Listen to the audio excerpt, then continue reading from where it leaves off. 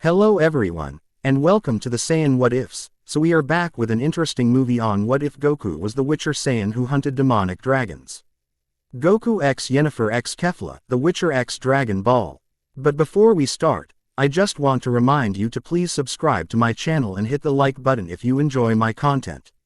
Let's start the story. Chapter 1. The Silver Tail. The Griffin's screech tore through the misty dawn, echoing across the jagged peaks of the Blue Mountains. Goku tracked the sound with practiced ease, his amber eyes narrowing as he spotted the creature circling above a rocky outcrop. Unlike ordinary griffins, this one bore the telltale corruption of fiendish influence, midnight feathers tinged with unnatural crimson. Talons that seemed to bend light around them, and eyes that burned with malevolent intelligence. The Witcher drew a slow breath, centering himself as he'd been taught. The medallion at his chest, shaped like a wolf's head but modified with strange, star-like engravings, hummed against his skin, responding to both the monster's presence and the surge of ki that flowed through his veins. He flexed his gloved hand, the leather creaking softly as he gauged the distance. Careful now, he muttered to himself, voice deeper than his youthful face suggested. No need to overdo it this time. Memories of Vesemir's constant admonishments flickered through his mind. A Witcher uses precisely the force required, no more, no less. You're not a brute, Goku, despite what your strange blood might suggest. The Griffin banked sharply, having spotted a mountain goat traversing a narrow ledge. The monster dove with supernatural speed, but Goku was already moving. He pushed off from his position, covering 20 feet in a single bound that no human, and indeed, no normal Witcher, could have managed. His hand flashed to the silver sword on his back, drawing it in a fluid arc that caught the morning light. As he soared through the air on an intercept course, time seemed to slow. This was the moment he lived for, the perfect harmony of instinct, training, and the strange power that had rked him as different from the beginning. The Griffin sensed him at the last moment, twisting unnaturally in midair to bring its talons to bear. Goku smiled. Not the grim smirk most Witchers wore before a kill, but a genuine expression of excitement. The creature screeched, unleashing a blast of fiendish energy from its maw that would have incinerated an ordinary man. Goku's free hand shot forward, palm out. Quen. The sign formed instantly, but rather than the standard golden shield, his blazed with blue-white energy as his ki infused the magical gesture. The fiendish blast scattered harmlessly around him as he completed his leap, bringing his silver sword down in a precise arc. The blade connected with the Griffin's corrupted shoulder, slicing through feather, flesh, and bone with a satisfying resistance. The creature howled, wings beating frantically as it tried to regain control. Goku twisted in midair, using the momentum of his strike to spin himself around for a second blow. Not getting away that easily, he called out, almost cheerfully. As he began to fall, he pointed downward. Ard. Again, the Witcher sign manifested with unusual power, a concussive blast of force had propelled him upward while simultaneously hammering the Griffin toward the ground. Both combatants crashed into the rocky mountainside, though Goku landed with practiced grace while the monster tumbled awkwardly. The Griffin recovered quickly, revealing the unnatural resilience that had earned it the contract price of 800 crowns. It reared up on powerful hind legs, wounded wing drip. Ping black ichor that sizzled when it touched stone. Its eagle head swiveled, eyes locking onto Goku with hatred. That's right, the Witcher said, settling into a stance that was part traditional swordsmanship, part something older, a fighting art no one on the continent recognized. I'm the one you want. The creature charged, moving with preternatural speed across the uneven terrain. Goku waited until the last possible moment before sidestepping with impossible quickness, pivoting on one foot to bring his silver sword across the Griffin's flank. The blade hummed through the air, leaving a trail of soft blue energy in its wake, another peculiarity that had earned him suspicious looks from other Witchers. The Griffin shrieked as silver met corrupted flesh, but it countered with unexpected precision. Its tail whipping around to catch Goku mid-dodge. The barbed appendage struck him squarely in the chest, tearing through his light leather armor and sending him skidding backward. Pain lanced through him, but Goku laughed as he regained his footing. Good hit, but now I know your timing. Blood, redder and brighter than a normal witcher's, trickled down his chest, but already the WOUND was knitting itself closed with unnatural speed. The griffin charged again, this time taking to the air in a short, powerful leap that would bring its talons to bear. Goku sheathed his sword in a single fluid motion, then dropped into a wide stance. His hands moved in a pattern that no witcher had taught him, knowledge that came from somewhere deep in his blood, from memories that weren't entirely his own. Energy gathered in his palms, crackling with blue-white intensity. Ha! Me! Ha! Me! The power built between his cupped hands, a sphere of pure ki that hummed with deadly potential. The griffin was almost upon him. Talons extended for the kill. Ha! The beam of energy erupted from his hands, striking the griffin squarely in its chest. The creature's momentum carried it forward into the blast, its screech turning from rage to agony as the ki energy burned through corrupted flesh and bone. When the light faded, what remained of the griffin tumbled to the ground in smoldering pieces. Goku straightened, flexing his fingers as the aftereffects of channeling such energy tingled through his nerves. He approached the remains cautiously. Fiendish corruption sometimes had surprising aftereffects, but the creature was thoroughly destroyed. Sorry about that, he said to the smoking carcass, genuine regret in his voice. Didn't mean to overdo it, but you were tougher than you looked. He set about the grim work of collecting proof of the kill, carefully extracting the griffin's heart and several talons that still glowed with residual corruption. The bestiary said such fiendish influence came from exposure to cursed artifacts or corrupted ley lines, but this was the third such creature he'd encountered in these mountains this season, far too many for coincidence. As he worked, Goku's mind drifted to the first time he'd seen a griffin. He'd been young, perhaps 7 years old, barely a year after Vesemir had found him in the forests beyond the Blue Mountains. 20 years earlier. Stay close, boy, Vesemir growled, his weathered hand resting on the small child's shoulder. And for the love of Melitel, stop bouncing. You'll alert every predator from here to Kedwin. The wild-haired child nodded solemnly, then immediately forgot the instruction as something caught his attention in the underbrush. He darted forward with inhuman quickness, dropping G to all fours to peer under a thorny bush. Goku. Vesemir's voice carried the weary exasperation of a man unaccustomed to children, particularly ones as irrepressible as this strange foundling. Sorry. The boy straightened, his odd, monkey-like tail swishing behind him with excitement. I thought I saw a rabbit. Are rabbits monsters too? Vesemir sighed deeply. No, rabbits are not monsters. How many times must we go through the bestiary? Lots, Goku answered cheerfully. I forget the boring ones. The old witcher pinched the bridge of his nose, a gesture the boy had come to recognize. Is Vesemir trying very hard not to smile. It had been nearly a year since he'd found the child living wild in the forest, surviving on raw game and berries, possessed of strength no human child show. LD having a tale that defied explanation. Most unusual of all had been the boy's complete lack of fear when confronted with a witcher. Where most children ran screaming or hid behind their mother's skirts, this one had simply cocked his head curiously, then asked if Vesemir knew how to fight. When the witcher had demonstrated a simple parry, the child had mimicked it perfectly, then improved up on it with an instinctive adjustment that spoke of inborn martial talent. The decision to bring him to Kar Morhen had not been made lightly. The old keep hadn't taken in new trainees for decades, no. Since the pogroms that had nearly wiped out the school of the wolf. But there was something about this child, something beyond his obvious inhuman traits, that had compelled Vesemir to act. What's that sound? Goku asked suddenly, his head tilting as he picked up a distant cry no human ear could have detected. Vesemir stiffened, his own enhanced senses straining. Griffin, he said after a moment. Hunting in the valley beyond that ridge. Can we see it? The boy's eyes lit up with excitement rather than fear. Absolutely not. Griffins are dangerous monsters, not attractions for curious cubs. But how will I learn to fight monsters if I never see any? Goku's logic, while simplistic, had a certain irrefutable quality. Vesemir studied the child for a long moment. The boy was Unatu, rally strong. He'd witnessed him uproot a small tree while playing, and possessed reflexes that put even witchers to shame. Perhaps a controlled observation. Very well, he conceded. But we observe only from a safe distance. And you will obey my every instruction without question. Is that understood? Goku nodded eagerly, his unruly black hair bouncing with the motion.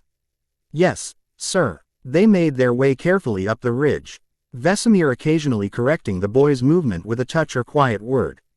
Despite his boundless energy, Goku proved a quick study in stealth when properly motivated. They crested the ridge and settled behind a large boulder that offered both concealment and a clear view of the valley below. The griffin was magnificent, a perfect specimen with golden brown feet. There's that transitioned seamlessly to tawny fur on its leonine hindquarters. It had cornered a deer against a cliff face and was now stalking forward with predatory patience. Do you see how it moves? Vesemir whispered. Study its gait. Notice how the front limbs position for both striking and taking flight. A griffin can transition from ground to air attack in less than a heartbeat. Goku watched with uncharacteristic stillness, his eyes drinking in every detail. It's beautiful, he whispered. Yes, Vesemir agreed. Many monsters are. That makes them no less deadly. The griffin pounced with explosive speed, catching the deer with talons that could shred steel plate. The kill was swift and efficient, the creature's powerful beak severing the prey's spine in a single strike. It didn't play with its food, Goku observed. Not cruel. Vesemir glanced at the boy with surprised approval. No, griffins aren't cruel by nature. They kill to eat, to defend territory, or to protect their young. They don't torture or kill for pleasure. He paused. Remember this, Goku. Not all monsters are evil, just as not all men are good. A witcher must judge each contract by the facts, not by fear or prejudice. The boy nodded solemnly, his young face suddenly grave with understanding beyond his years. Then, with typical childish resilience, the serious moment passed. If it tried to eat me, I'd punch it in the beak. He demonstrated with a small fist, the movement blindingly fast. Vesemir chuckled despite himself. Perhaps someday. For now, let's leave this hunter to its meal. As they turned to descend the ridge, Goku cast one last look at the magnificent creature. Vesemir, he asked quietly, why do people want witchers to kill monsters that are just living their lives? The old witcher paused, struck by the unexpected depth of the question. That, young one, is something each witcher must answer for himself. Come, we have a long journey back to Kar Morhen. As they walked, Vesemir's weathered hand came to rest on the boy's wild hair, a rare gesture of affection from the gruff old master. Goku leaned into the touch, his strange tail swishing contentedly behind him. The memory faded as Goku finished collecting his trophies. He secured them in specially treated pouches at his belt, then surveyed the mountainside. The contract had taken him farther from the nearest settlement than anticipated. And night would fall before he could return. Better to make camp and head back at first light. He found a suitable overhang that would provide shelter if the evening clouds decided to unleash their burden. As he gathered wood for a fire, the wolf medallion at his chest began to vibrate subtly, a warning of magic nearby. Goku paused, senses expanding outward. There, a faint trail of power, almost imperceptible against the natural background magic of the mountains. Curious rather than alarmed, he followed the sensation to its source, a small, crystalline formation protruding from a rock face that would have looked like ordinary quartz to anyone without a witcher's senses.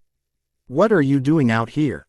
He murmured, crouching to examine the crystal without touching it. The energy it emitted felt wrong somehow.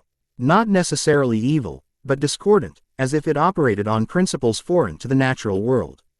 Goku drew a small leather case from his pack, selecting a pair of iron tongs with silver inlay. Carefully, he extracted the crystal and placed it in a lead-lined box, another piece of specialized witcher equipment for handling potentially dangerous magical artifacts.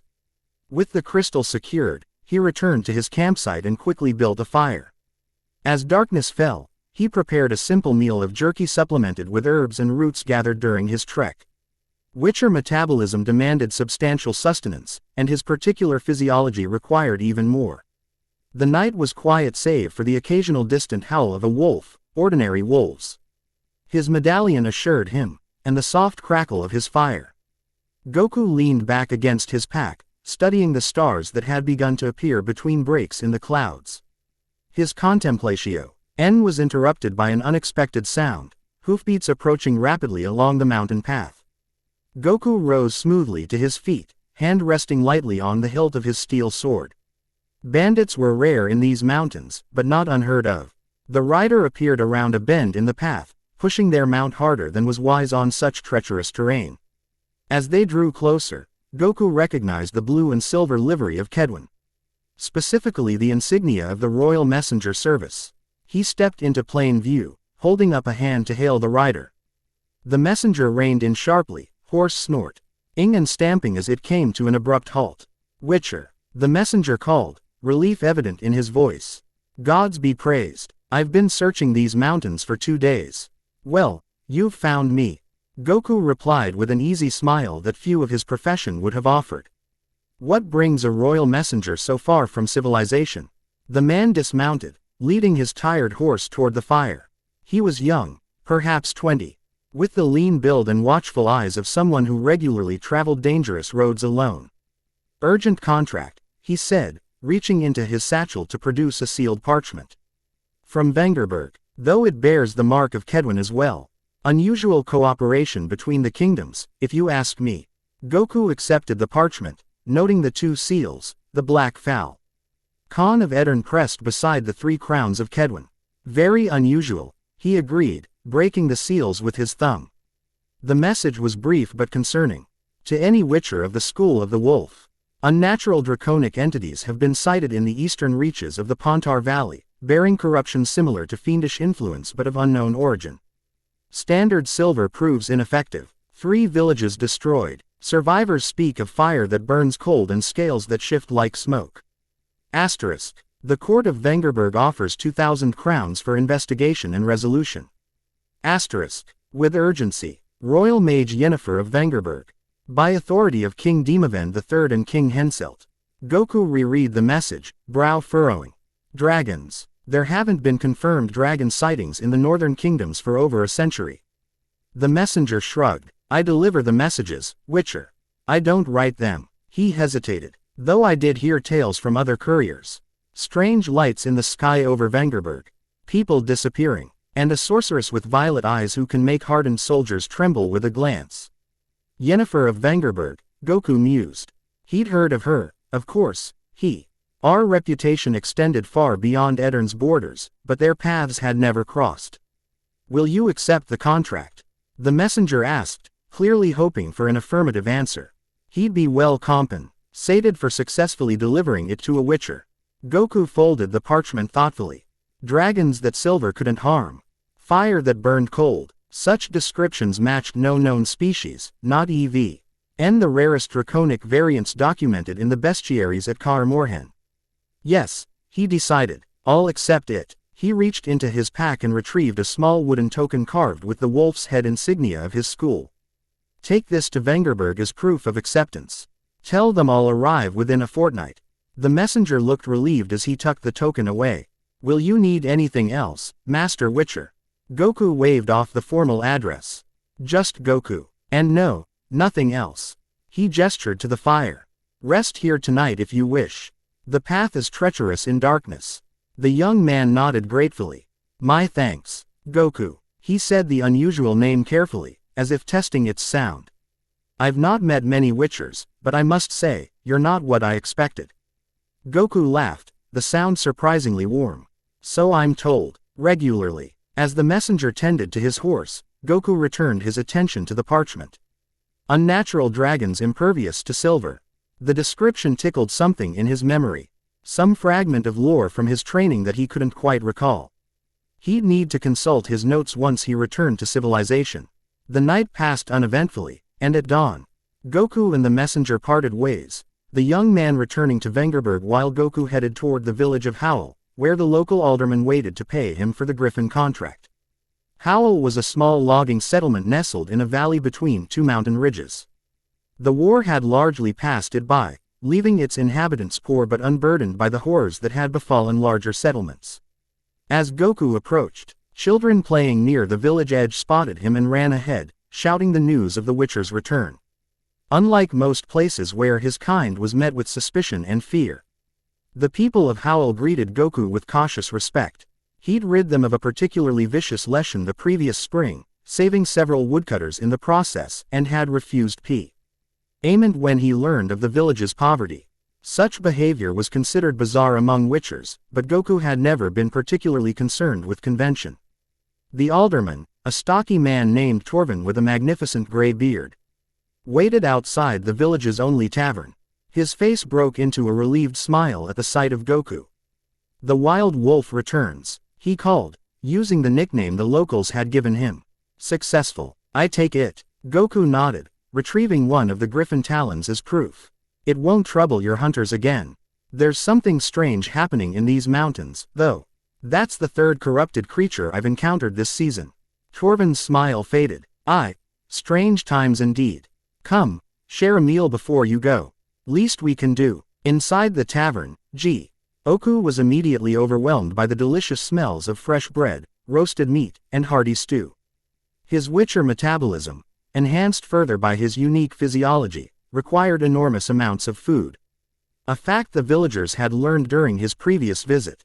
The tavernkeeper's wife, a round-faced woman named Marta, set before him a platter piled high with roasted venison, potatoes, and forest mushrooms, along with a tankard of ale and half a loaf of dark bread. "Eat, Master Witcher," she insisted.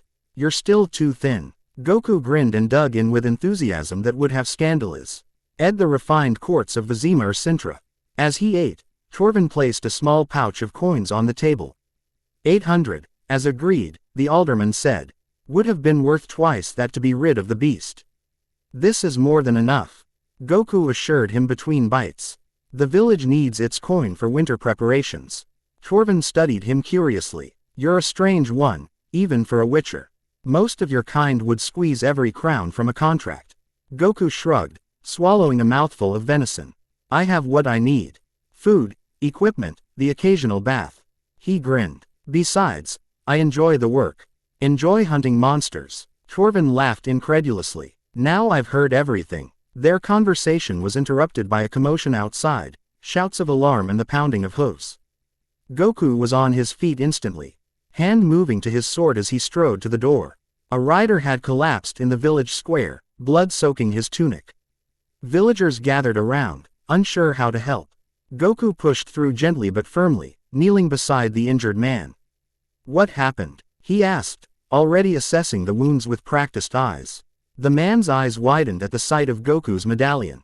"Witcher," he gasped. "Thank the gods. Razik's mill, 3 leagues east, attacked last night. Not wolves. Not anything natural." He clutched at Goku's armor with bloodied fingers. "Eyes like fire. Wings like shadow. Please." Goku placed a steadying hand on the man's shoulder. "Save your strength. Marta," he called over his shoulder. "This man needs healing. Clean bandages, honey for the wounds if you have it." As the tavernkeeper's wife hurried to gather supplies, Goku turned back to the messenger. "How many survivors?" "Don't know," the man whispered, his strength failing. "I rode out when the attack began. To get help. My family. I'll go," Goku promised.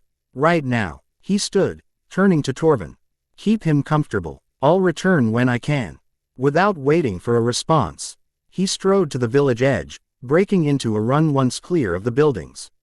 Once out of sight, he increased his pace to a speed no human could match, covering ground with supernatural efficiency. Razik's mill appeared on the horizon within the hour, or rather, what remained of it. Smoke still rose from several structures, though the fires had largely burned out. The mill itself, once the center of the small community, was now a blackened skeleton against the afternoon sky. Goku approached cautiously, all senses alert for danger. His medallion hummed steadily, indicating residual magical energy but no immediate threats. The smell hit him first, not just the expected sense of smoke and death, but something else. Something cold and alien that made the hair on his neck stand up. He moved through the ruined village methodically, searching for survivors while attempting to reconstruct what had happened. The attack pattern was unlike anything he'd seen before. Buildings hadn't been merely burned. Some appeared to have been frozen and shattered, while others showed signs of being melted from within, as if the flames had burned hot enough to liquefy stone. Most disturbing were the bodies.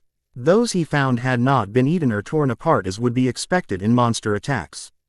Instead, They appeared desiccated, as if something had drawn out all moisture and life energy, leaving only husks behind. In the center of the village, Goku found tracks that confirmed his growing suspicion.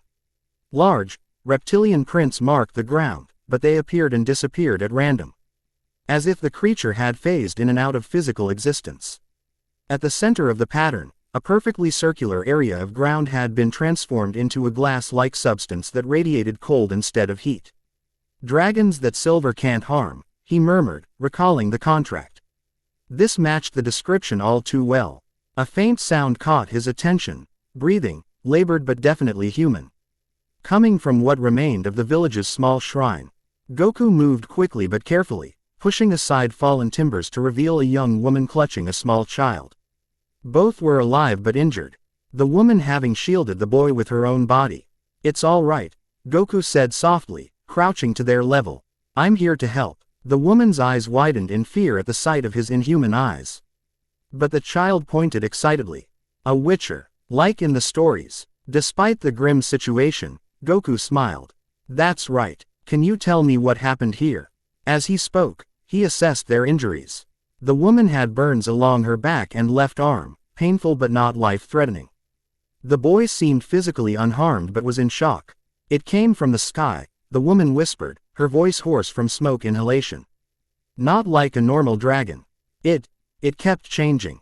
Sometimes solid, sometimes like smoke. And its eyes," she shuddered. "They weren't the eyes of a beast. There was intelligence there. Hatred." "How many were there?" Goku asked gently, offering his water skin. "Just one. But one was enough." She drank gratefully before continuing. "The militia tried to fight. Arrows passed right through it. When Kovak, our blacksmith, struck it with his hammer, the creature seemed amused. It touched him, just a touch, and he crumbled to dust." Goku frowned. No known draconic species possessed such abilities. "Did it speak? Make any sounds at all?" The woman shook her head, then hesitated. "Not words, but there was a feeling in my head, like it was searching for something. Or someone." She clutched the child tighter. "We hid in here when the temple roof collapsed. I think it believed we were already dead." "You were very brave," Goku told her, then turned to the boy. "Both of you. Now I need you to be brave a little longer. Can you walk?" The child nodded solemnly. "Good. We need to get you both to Howl. There's a messenger from Razak's mill there who'll be very happy to see you." Quote. The journey back was slow, as Goku had to moderate his pace for his injured companions. They arrived at Howl as darkness fell, where the villagers quickly took charge of the survivors.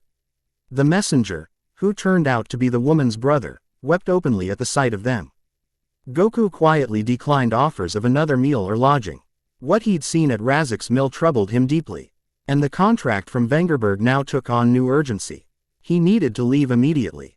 After gathering his belongings and restocking his supplies, he set out on the eastern road. Vengerberg was 5 days hard travel through difficult terrain, but Goku could make it in 3 if he pushed himself. The journey gave him time to reflect on what he'd learned. The creature that attacked Razak's mill matched the description in the contract, but it was unlike any dragon documented in the bestiary. Its ability to phase through physical attacks and drain life energy with a touch suggested a being of conjured or extra-dimensional origin rather than a natural creature. On the evening of the 3rd day, Goku crested a hill and saw Vengerberg spread before him in the valley below. The city was one of the larger settlements in the northern kingdoms, its walls encompassing both the ancient keep that served as the seat of King Demavend and the sprawling districts where merchants, craftsmen, and common folk made their homes. As he approached the main gate, Goku noticed an unusual amount of activity for the late hour. Guards stood at high alert, and makeshift watched. Nari had been erected outside the walls. Whatever had attacked the outlying villages had the city authorities spooked. The guards at the gate stopped him. As expected, witchers were not universally welcomed in civilized areas, but when he mentioned the contract from Yennefer, their demeanor changed immediately. "The sorceress said to expect you," the captain said, his tone carefully neutral. "Though not quite so soon. You're to go directly to the residence beside the eastern tower of the keep." Goku thanked him and entered the city, drawing the usual mix of fearful, curious, and hostile stares from passers-by. He'd grown accustomed to such reactions, though they bothered him less than they did most witchers.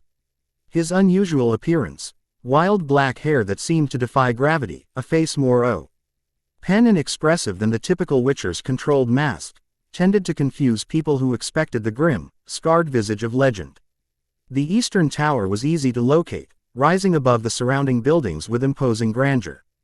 Beside it stood a smaller structure that nonetheless radiated wealth and importance. Guards flanked its entrance, their armor bearing both the insignia of Edirne and arcane symbols that marked them as being in service to a mage. As Goku approached, the guards straightened to attention. "Witcher," one addressed him formally. "Lady Yennefer is expecting you." Without waiting for a response, the guard opened the ornate door and gestured for Goku to enter. Inside, the residence was illuminated by magical lights that cast no shadows, an ostentatious display of power typical of court sorcerers. The air smelled of lilac and gooseberries, an unusual but not unpleasant combination. A servant materialized from a side passage, bowing slightly. "This way, Master Witcher. Lady Yennefer will receive you in her study." Goku followed, taking in the details of the residence with professional curiosity. Despite the luxury evident in the furnishings and decorations, there were subtle signs of defensive enchantments and wards embedded in the structure itself. Whoever this Yennefer was, she valued security as much as comfort. The servant knocked on a door at the end of a long hallway, then stepped aside without waiting for a response. Taking this as his cue, Goku entered. The study was a large, circular room dominated by a massive desk carved from a single piece of dark wood. Shelves lined the walls, filled with books, scrolls, and arcane implements whose purpose Goku could only guess at. A large window offered a view of the city below, though the GLA's was clearly enchanted. The view shifted subtly every few moments to show different districts. Standing with her back to the door was a woman in a black and white dress that hugged her figure with deliberate precision. As she turned, Goku's enhanced senses detected the subtle magical enhancements that maintained her flawless appearance, a common practice among sorceresses, he'd learned, though rarely executed with such artful subtlety. Her eyes, however, required no enhancement to command attention. Violet and penetrating, they fixed on him with an intensity that would have made most men uncomfortable. "You're not what I expected," Yennefer of Vengerberg said, her voice melodic but sharp. "When they said a witcher had accepted the contract, I pictured someone older." Goku smiled easily. "I get that a lot. The name's Goku, of the School of the Wolf." Something flickered across her perfect features, surprise, perhaps, or recognition. Goku, an unusual name for a witcher. She gestured to a chair across from her desk. "Please, sit. I suspect we have much to discuss." As Goku took the offered seat, Yennefer studied him with undisguised curiosity. "I've heard stories about a witcher with unusual abilities. One who can move faster than the eye can follow and channel energy no sign should be capable of producing." Her gaze sharpened. "They call him the Wild Wolf. People exaggerate." Goku replied with a shrug, though his casual tone didn't quite mask his discomfort at being the subject of such stories. "Do they?" Yennefer raised an elegant eyebrow. "We shall see." She seated herself across from him. Posture perfect. "I assume you've encountered one of these draconic entities, given your haste in answering the contract." Goku nodded, his expression growing serious. "A village called Razik's Mill. 3 days east of here. Completely destroyed. Only 2 survivors." He described what he'd found, including the strange tracks and the survivors' account. Yennefer listened without interruption, her fingers steepled before her. When he finished, she rose and moved to a side table where a crystal decanter held amber liquid. "Wine," she offered, pouring herself a glass without waiting for his answer. "Water, if you have it," Goku replied. "Witcher metabolism doesn't mix well with alcohol." She gestured, and a pitcher of water appeared on the desk before him, condensation beating on its surface. Another unusual trait, most witchers of Met drink as if determined to test the limits of their enhanced constitution. Goku poured himself a glass, noting the coolness and purity of the water, another small display of magical prowess. "You mentioned other sightings in your message." "Yes." Yennefer returned to her seat, wine in hand. 3 villages, including your Razik's Mill. All with the same pattern, buildings both burned and frozen, victims drained of life rather than consumed. She took a measured sip. But there's more. Something the courier wouldn't have known. She set down her glass and leaned forward slightly. The night before the first attack, a phenomenon occurred that my magical instruments detected but couldn't identify. A tear, for lack of a better term, in the fabric of reality itself. Her violet eyes locked with his. It appeared in the sky above Vengerberg, visible only to those with magical sensitivity. When I attempted to study it, I was met with resistance unlike any magical force I've encountered. Goku frowned. A portal of some kind.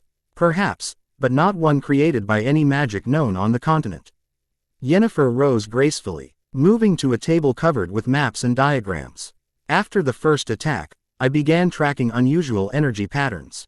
Each subsequent attack has occurred at points forming a perfect geometric pattern around the site of the original tear.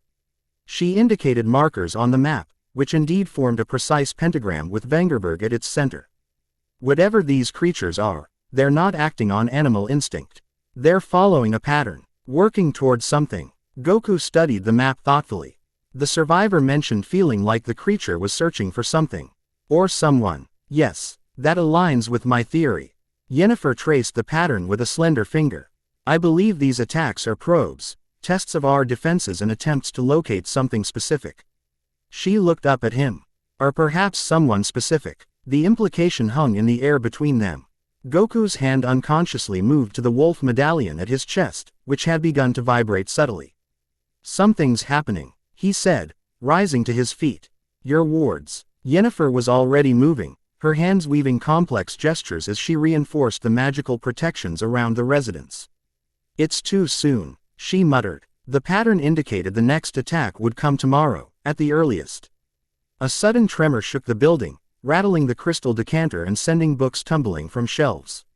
Outside, shouts of alarm rose from the streets. Goku moved to the window, peering out at the night sky. What he saw made his blood run cold. Above Vengerberg, the fabric of reality itself seemed to be tearing open, a jagged wound in the darkness that pulsed with energies no mortal was meant to witness.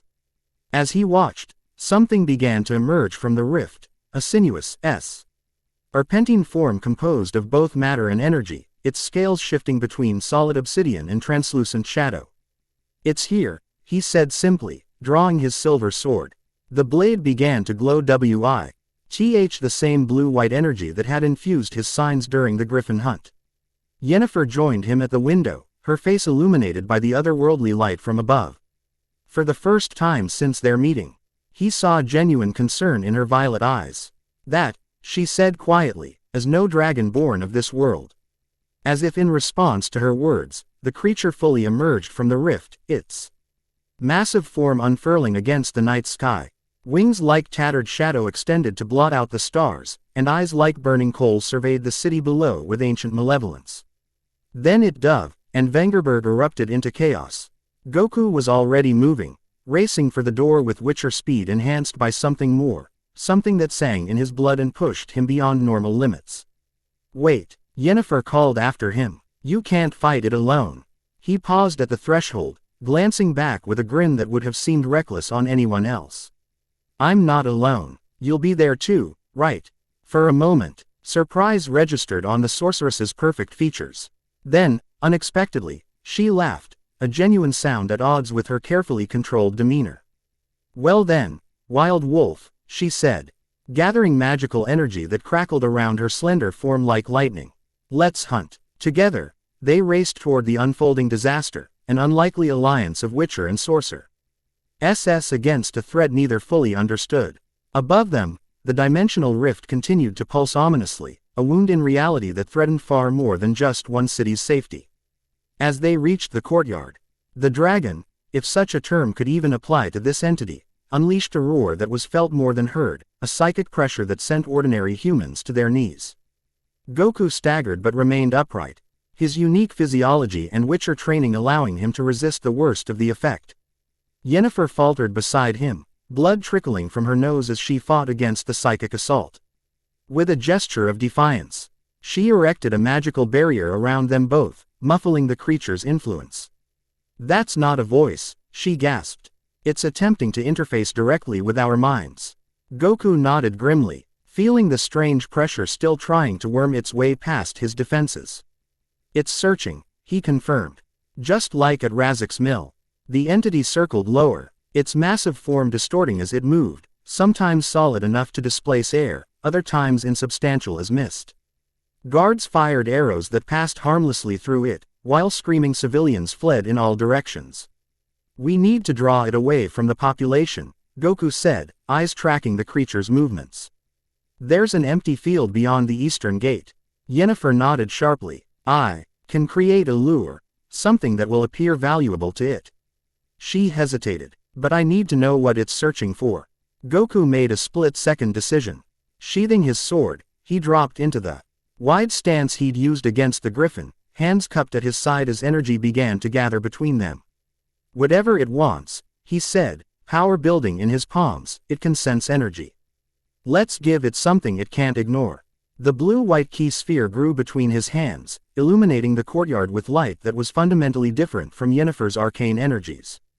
The sorceress stared, momentarily forgetting the danger as she witnessed something that defied all magical principles she knew. What are you? She whispered. Goku didn't answer, focusing instead on the task at hand. When the energy reached its peak, he thrust his hands forward. Ha! The beam shot skyward, not aimed at the creature but close enough to capture its attention. The entity paused in its destruction, its burning gaze fixing on the source of the energy display. It worked. The draconic being changed course abruptly, diving toward them with uncanny precision. Run! Goku shouted, already sprinting toward the eastern gate. Lead it out of the city. They raced through streets crowded with panicked citizens, the entity pursuing like a storm cloud of malevolent purpose.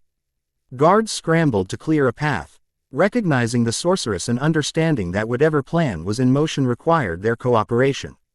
As they passed through the eastern gate, Yennefer gestured sharply. The air before them shimmered as she created an illusion, a massive, intricate magical circle that pulsed with power. Keep going, she called to Goku.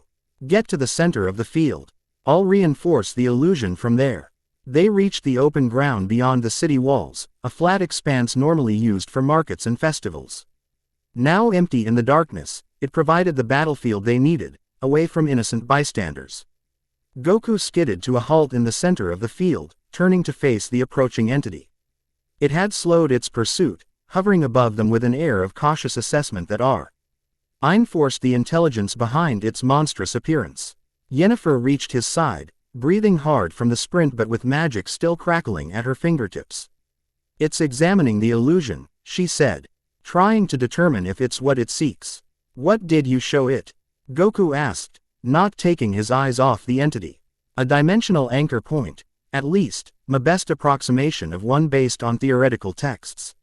She glanced at him. If these creatures come from another reality, they might be seeking a way to stabilize the connection. The entity drifted lower, its form shifting constantly between states of matter.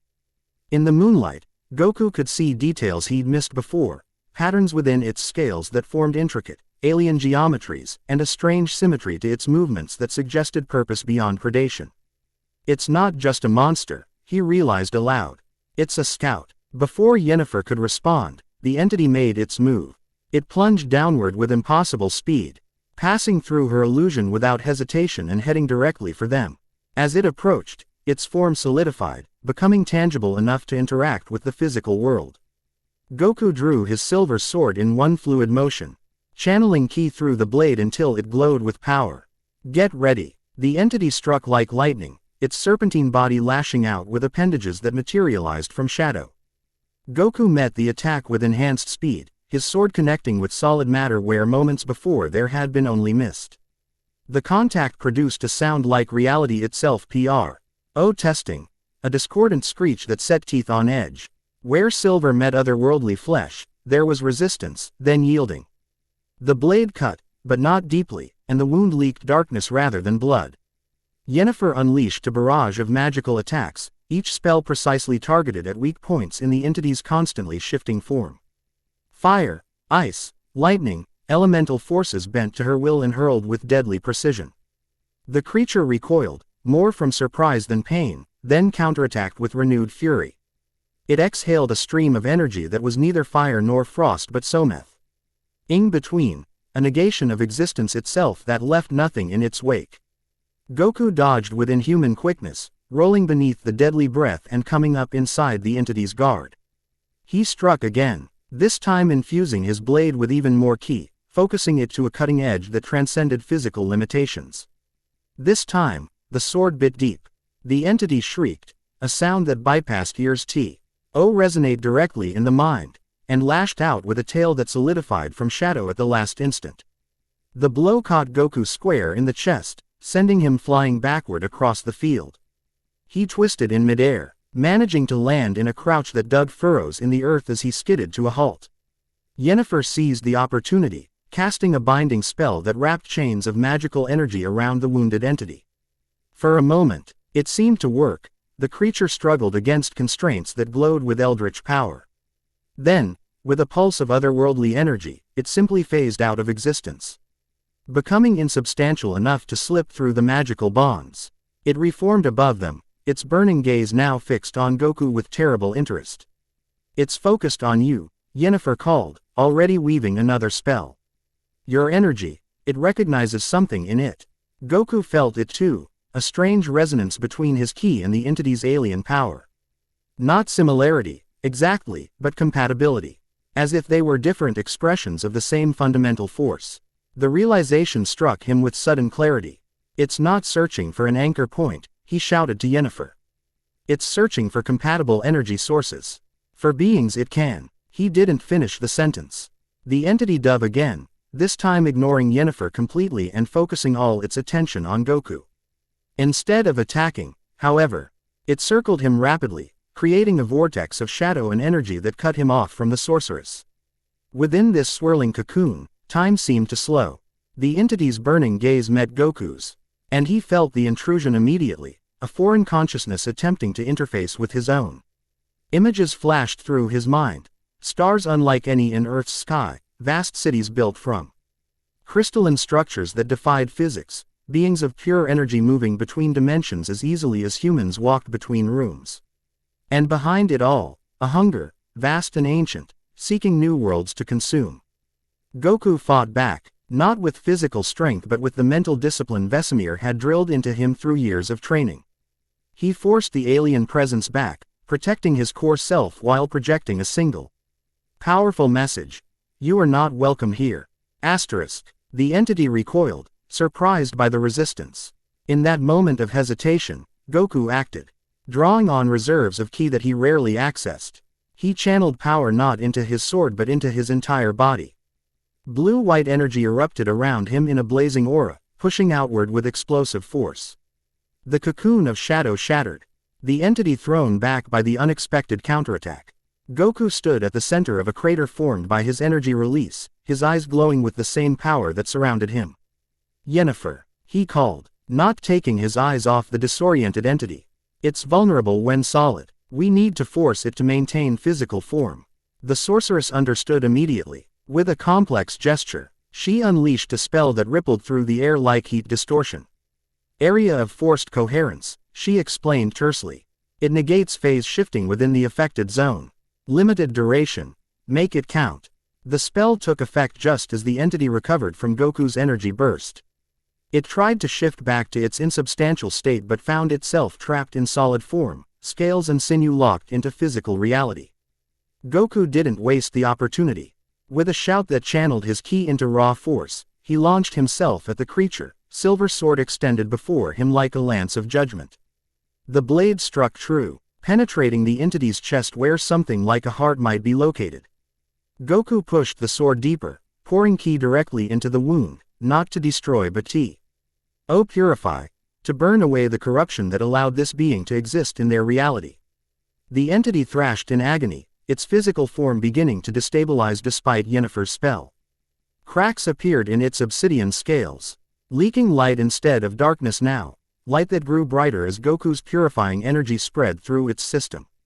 With a final, mind-shaking cry, the entity exploded in a blast of light and shadow. The shockwave knocked both Goku and Yennefer off their feet, momentarily blinding them with its intensity.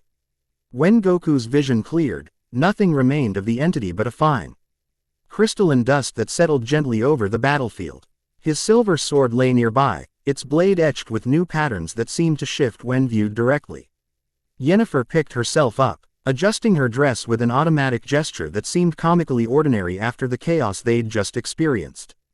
She approached the center of the blast radius, kneeling to examine the residue with careful fingers. Fascinating, she murmured. It reverted to a crystalline state similar to the one I detected after the first rift appeared. Goku retrieved his sword, examining the new markings with professional concern. Will it reform? No, Yennefer said confidently. You destroyed its connection to its native dimension. Without that tether, it cannot maintain any form in our reality. She looked up at him. Violet eyes narrowed with scientific curiosity. What you did, that energy you channeled. It's not a Witcher sign. Goku sheathed his sword, the adrenaline of battle fading to leave him suddenly weary. No, he agreed simply. It's not. Before she could press further, a commotion from the city gate drew their attention. Guards were approaching, led by a man in the RNATE armor of Edern's military commander. We should return to the city, Yennefer said, rising gracefully. They'll want answers. She hesitated, then added, and so do I, Witcher. So do I. Goku nodded, knowing he couldn't avoid the questions that would come. For years, he'd kept the true nature of his abilities hidden, allowing people to believe his unusual powers were simply Witcher mutations taken to an extreme. But what had just happened? The connection the entity had sensed, the visions it had shown him, suggested his origins might be more complex than even he had realized. As they walked back toward Vengerberg, the dimensional rift above the city pulsed once more, then began to close. The tear in reality sealed itself, leaving the night sky unmarred save for the ordinary stars Hat had watched over the continent for millennia, but as Goku looked up at those familiar constellations, he couldn't shake the feeling that they were being observed in return, that somewhere beyond the veil between worlds. Something vast and hungry had taken notice of this small planet and the unusual warrior who defended it. Beside him, Yennefer followed his gaze upward, her expression troubled. This isn't over, is it? She asked quietly. Goku shook his head. No, he replied, thinking of the visions the entity had shared. I think it's just beginning. As they passed through Vengerberg's gates, the wolf medallion at Goku's chest vibrated once more, not in warning of immediate danger, but with a steady, persistent hum that spoke of changes yet to come. The hunt for the demonic dragons had only just begun. Chapter 1 End Chapter 2, Worlds Asunder. Morning broke over Vengerberg with uncertain light, as if the sun itself hesitated to illuminate the aftermath of the previous night's chaos. Citizens emerged cautiously from their homes, gathering in small clusters to survey the damage and share whispered accounts of the impossible creature that had descended upon their city. The Eastern Quarter had suffered the worst destruction, buildings reduced to ash and rubble, streets cratered as though struck by meteors rather than a living entity. In the residence adjoining the Eastern Tower, Yennefer of Vengerberg stood before a complex arrangement of crystals and arcane instruments.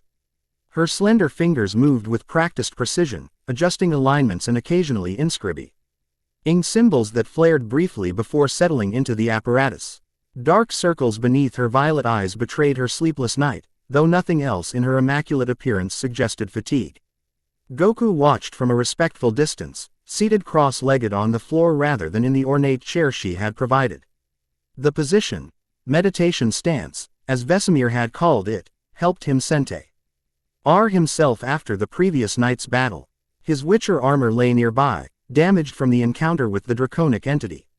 He wore only a simple sleeveless tunic that revealed the unusual musculature of his arms and the scars that even his enhanced healing couldn't erase completely. Your equipment needs significant repair, Yennefer observed without looking up from her work. I've taken the liberty of sending measurements to the royal armorer.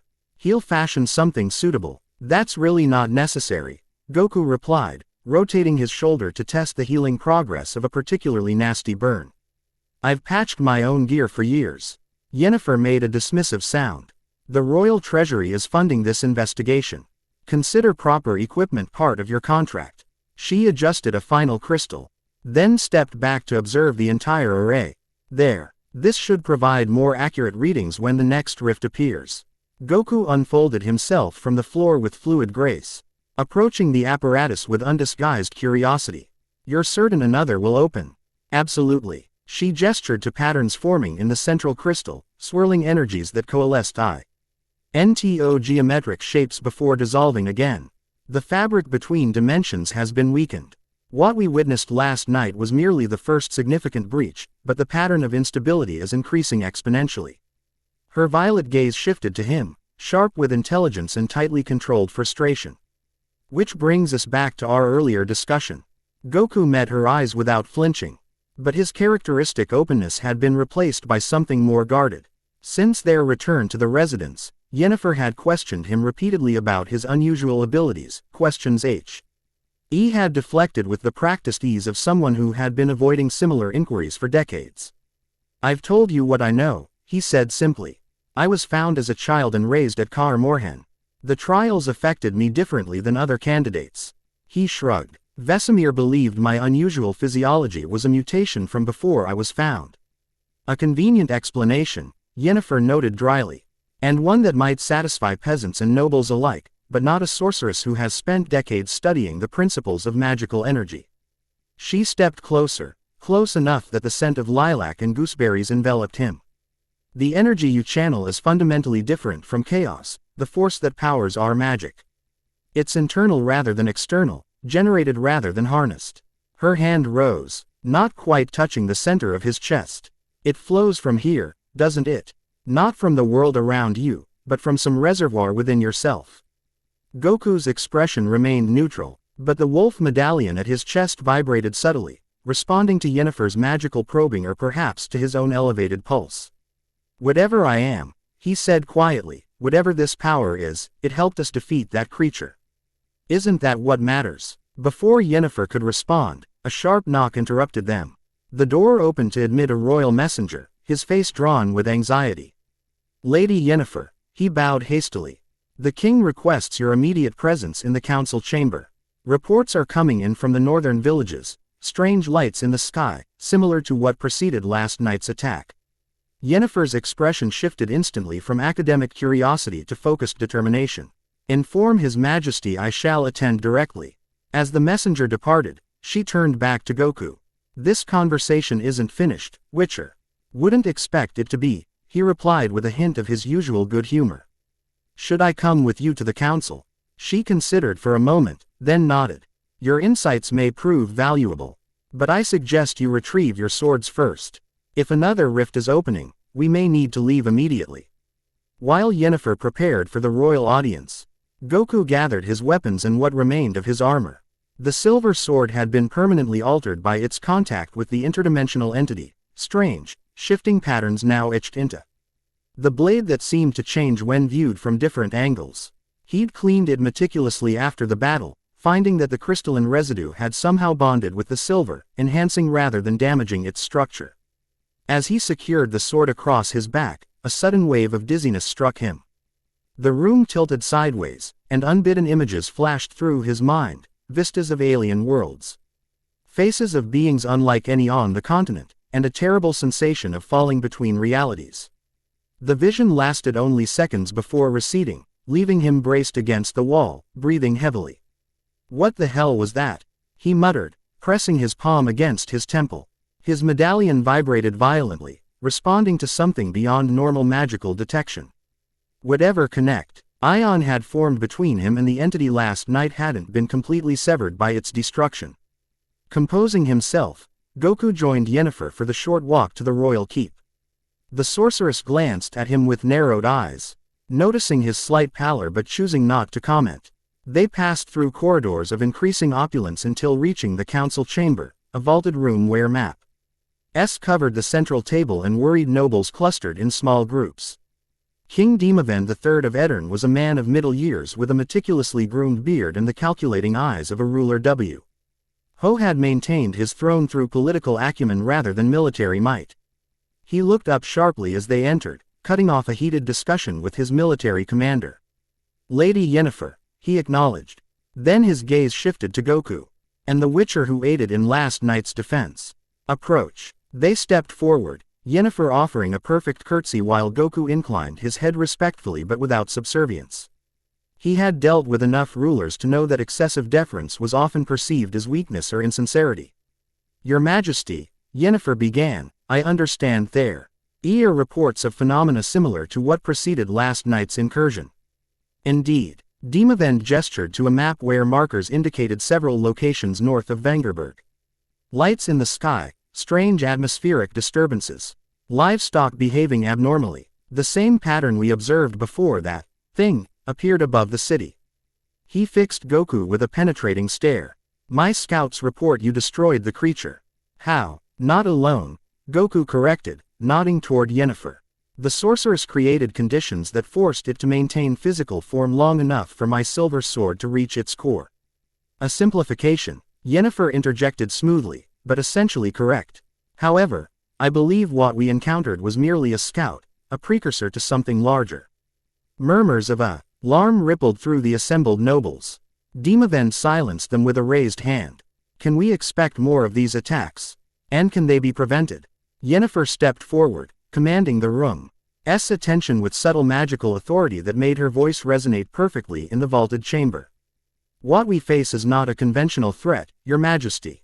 These entities come from beyond our reality, drawn by disturbances in the dimensional fabric. She gestured to the map. The pattern of reported anomalies suggests another breach is imminent, larger than the first and potentially more difficult to contain. How does one fight creatures from beyond reality? The question came from a gray-haired commander whose weathered face suggested decades of military service. With difficulty, Goku answered honestly. Silver affects them when they're forced to maintain physical form, but they can phase between states of matter at will. Conventional weapons are largely ineffective. The commander scowled. So you propose we leave the defense of the kingdom to one witcher and a sorceress? No, Yennefer replied before Goku could respond. I propose we evacuate the northern villages immediately and establish a containment perimeter. Once we better understand what we're facing, we can develop more effective countermeasures.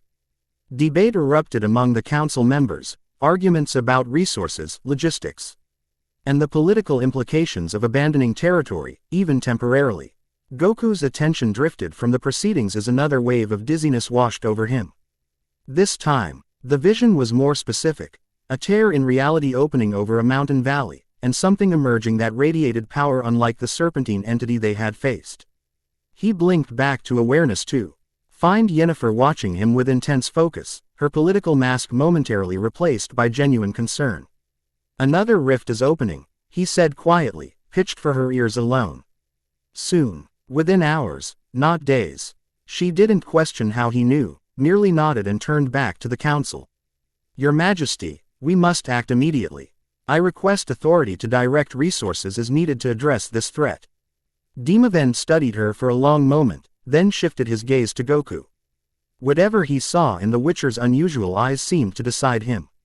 Granted, he said tersely. Commander Vischer, IGN accompany to Lady Yennefer's authority. Steward, ensure they have whatever supplies they require. He stood, signaling the end of the discussion.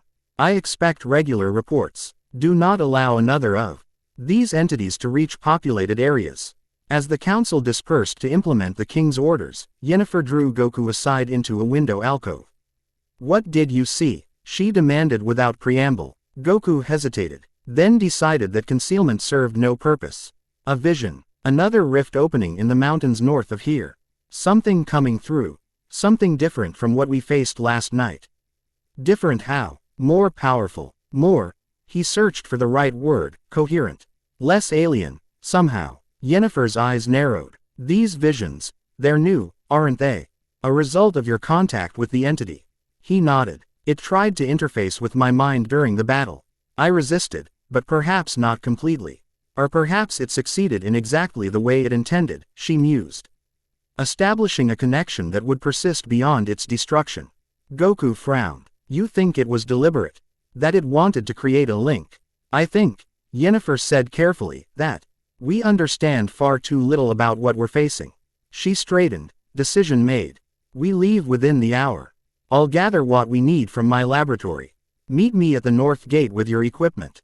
Without waiting for a response, she swept away, already calling instructions to servants and guards. Goku watched her go, admiring the efficiency with which she commanded those around her. Simultaneously orchestrating multiple magical preparations. The hour that followed passed in a blur of activity. Goku retrieved his meager belongings from Yennefer's residence, accepting a replaque. Eminent leather jerkin from a nervous servant who eyed his scarred torso with poorly concealed fascination. By the time he reached the north gate, a small expedition had assembled, 24 elite guards, supply wagons, and a trio of mages of lesser rank than Yennefer but clearly selected for their combat potential. Yennefer herself arrived last, riding a midnight black stallion whose eyes held unnatural intelligence. She had changed from her formal dress into practical riding attire that somehow maintained her elegant appearance while allowing freedom of movement. Various magical implements hung from her saddle, including a spherical device that pulsed with contained energy. A detection array, she explained, noticing Goku's interest. More portable than the laboratory version. It should give us warning when the rift begins to form. A stable hand approached leading a chestnut gelding with the distinctive build of a witcher's mount, stronger than average, trained not to spook at the scent of monsters or magic. Your horse, Master Witcher, the young man said, offering the reins with a respectful nod. Goku smiled his thanks, swinging into the saddle with practiced ease. He had Ed his first mount, Nimbus, after a story Vesemir had told him as a child, a tale of a cloud that carried heroes between worlds. Each horse since had inherited the name, this being the fourth Nimbus of his career. As the expedition moved out, Yennefer brought her stallion alongside his. Your visions, she said without preamble. Can you be more specific about the location? Goku closed his eyes briefly, allowing the alien images to surface in his mind. A valley between three peaks. There's a lake shaped like a crescent moon, and stone formations like pillars along the western ridge. Yennefer nodded. The Valley of Mists. It's about 4 hours' ride north of here. She studied him with renewed interest. The accuracy of your vision is remarkable. Most prophetic glimpses are symbolic rather than literal. It wasn't prophecy, Goku corrected. More like seeing through another's perception. As if something on the other side is already looking at where it intends to emerge. The implication sent a chill through both of them, and they rode in silence for a time, each lost in their own thoughts about what might be observing their world from beyond the veil of reality. The journey took them through rolling farmland that gradually gave way to foothills as they approached the Blue Mountains. Peasants working the fields stopped to watch their passage, expressions wary. News of the attack on Vengerberg had spread quickly, and the sight of armed soldiers accompanied by a sorceress and a witcher did nothing to ease their concerns. As they entered more rugged terrain, Goku found himself riding beside one of the younger mages, a woman perhaps in her 30s with auburn hair and intelligent green eyes. Unlike Yennefer's carefully controlled demeanor, she offered him an open, friendly smile. I'm Triss, she introduced herself. Triss Marigold. I was in Vizima when reports of the first anomalies reached the Council of Mages. I came as quickly as I could. Goku, he replied simply. School of the Wolf. I know, she said with a small laugh. Everyone in magical circles has heard of the wild wolf by now. The Witcher who fights like no other. Her expression grew more serious. I was in the city last night. I saw what you did from the northern wall. That energy you channeled, it wasn't chaos-based. Goku tensed, preparing for another interrogation, but Triss raised a placating hand. I'm not demanding explanations, she assured him. I just wanted to say thank you. Whatever power you wield, you used it to protect innocent people. That matters more than its source. The sincerity in her voice caught him off guard. Most mages he had encountered viewed anything they couldn't categorize with suspicion at best, hostility at worst. Thanks, he said finally. For understanding. She smiled again, warm and genuine.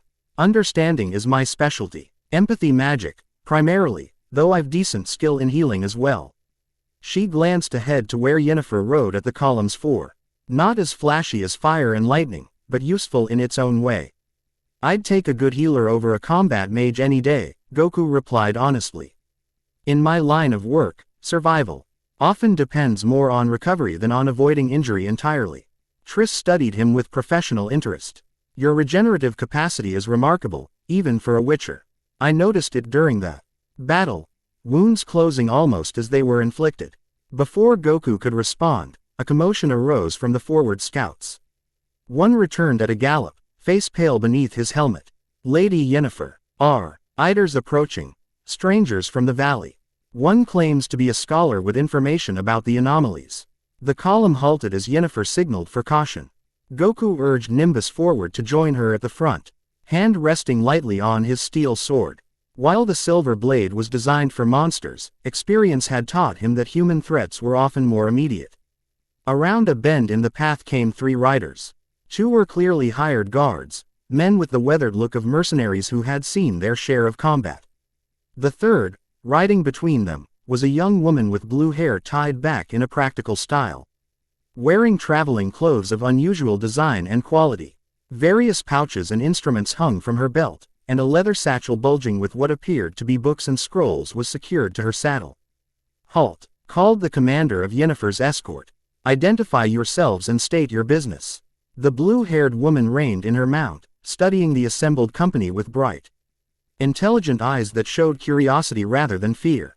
Her gaze lingered on Yennefer's magical accoutrements, then shifted to Goku, widening slightly at the sight of his Witcher medallion. "My name is Bulma," she announced in a clear, confident voice. "Alchemist and scholar from the village of Kareen. These are my guides, Tarn and Keet." She gestured to the men flanking her. "I've been studying the astronomical anomalies in this region for the past 3 months and believe I can offer valuable insights regarding recent events." Yennefer moved her mount forward, our posture regal despite the practical riding attire. "I am Yennefer of Vengerberg, advisor to King Demavend. What exactly do you know of these anomalies?" Bulma straightened in her saddle, clearly accustomed to academic scrutiny. "I've documented 17 instances of localized reality distortion since the spring equinox. Minor at first. Objects appearing and disappearing, localized weather phenomena that defied natural patterns. 3 weeks ago, the disturbances intensified dramatically." She reached into her satchel, producing a bound journal. "I've recorded precise measurements and observations, including spectral analyses using alchemical methods of my own design." Goku watched her with growing interest. Most alchemists he'd encountered were either charlatans or narrow specialists, focused on brewing potions from established formulae. This woman spoke with the confidence of a true innovator. Yennefer received the journal, flipping through it with increasing surprise. "These calculations, they're remarkably sophisticated for alchemical work." She looked up sharply. "Where did you study?" "Nowhere officially," Bulma replied with a hint of defiance. "My father was court alchemist to Baron Voda before the war. He taught me, and I've expanded on his research through independent study and experimentation." "And what brings you to this particular location today?" Goku asked, speaking for the first time. Bulma's attention shifted to him fully, her assessment frank and unapologetic. "My instruments detected a massive buildup of interdimensional energy centered on the Valley of Mists. Based on the pattern of escalation, I predict a significant event within the next 2 hours." She smiled suddenly, the expression transforming her scholarly demeanor into something more youthful and enthusiastic. "I wasn't expecting to encounter a Witcher, though. Especially not the Wild Wolf himself." Goku raised an eyebrow. "My reputation seems to be traveling faster than I do these days." "Information is my business," Bulma replied with a shrug. "And unusual phenomena are my specialty. A Witcher who can channel energy in ways that defy conventional classification definitely falls into that category." Yennefer closed the journal with a snap. "Your observations align with our own predictions. We're establishing a containment perimeter around the valley in anticipation of another breach." Her violet eyes narrowed. "Though I question the wisdom of a civilian scholar placing herself so close to potential danger." "With respect, Lady Yennefer," Bulma countered, "I've been studying these phenomena longer than anyone else in the northern kingdoms. My knowledge could prove crucial to understanding what we're facing." Before Yennefer could respond, Goku's medallion began vibrating violently against his chest. Simultaneously, the detection array on Yennefer's saddle pulsed with increasing intensity, its crystalline components spinning in agitated patterns. "It's starting," he said, eyes fixed on the path ahead that led to the valley. "Sooner than we expected." Yennefer made a swift decision. "Commander, establish the perimeter as planned. No one approaches the valley without my explicit order. She turned to Triss. Marigold, prepare the containment wards. We need to be ready to isolate whatever comes through. To Bulma, she added with reluctant acknowledgement. Your observations may indeed prove valuable. Stay with the rear guard and continue your measurements from a safe distance. But, Bulma began to protest. Non-negotiable. Yennefer cut her off. Either accept those terms or be escorted back to Vengerberg immediately.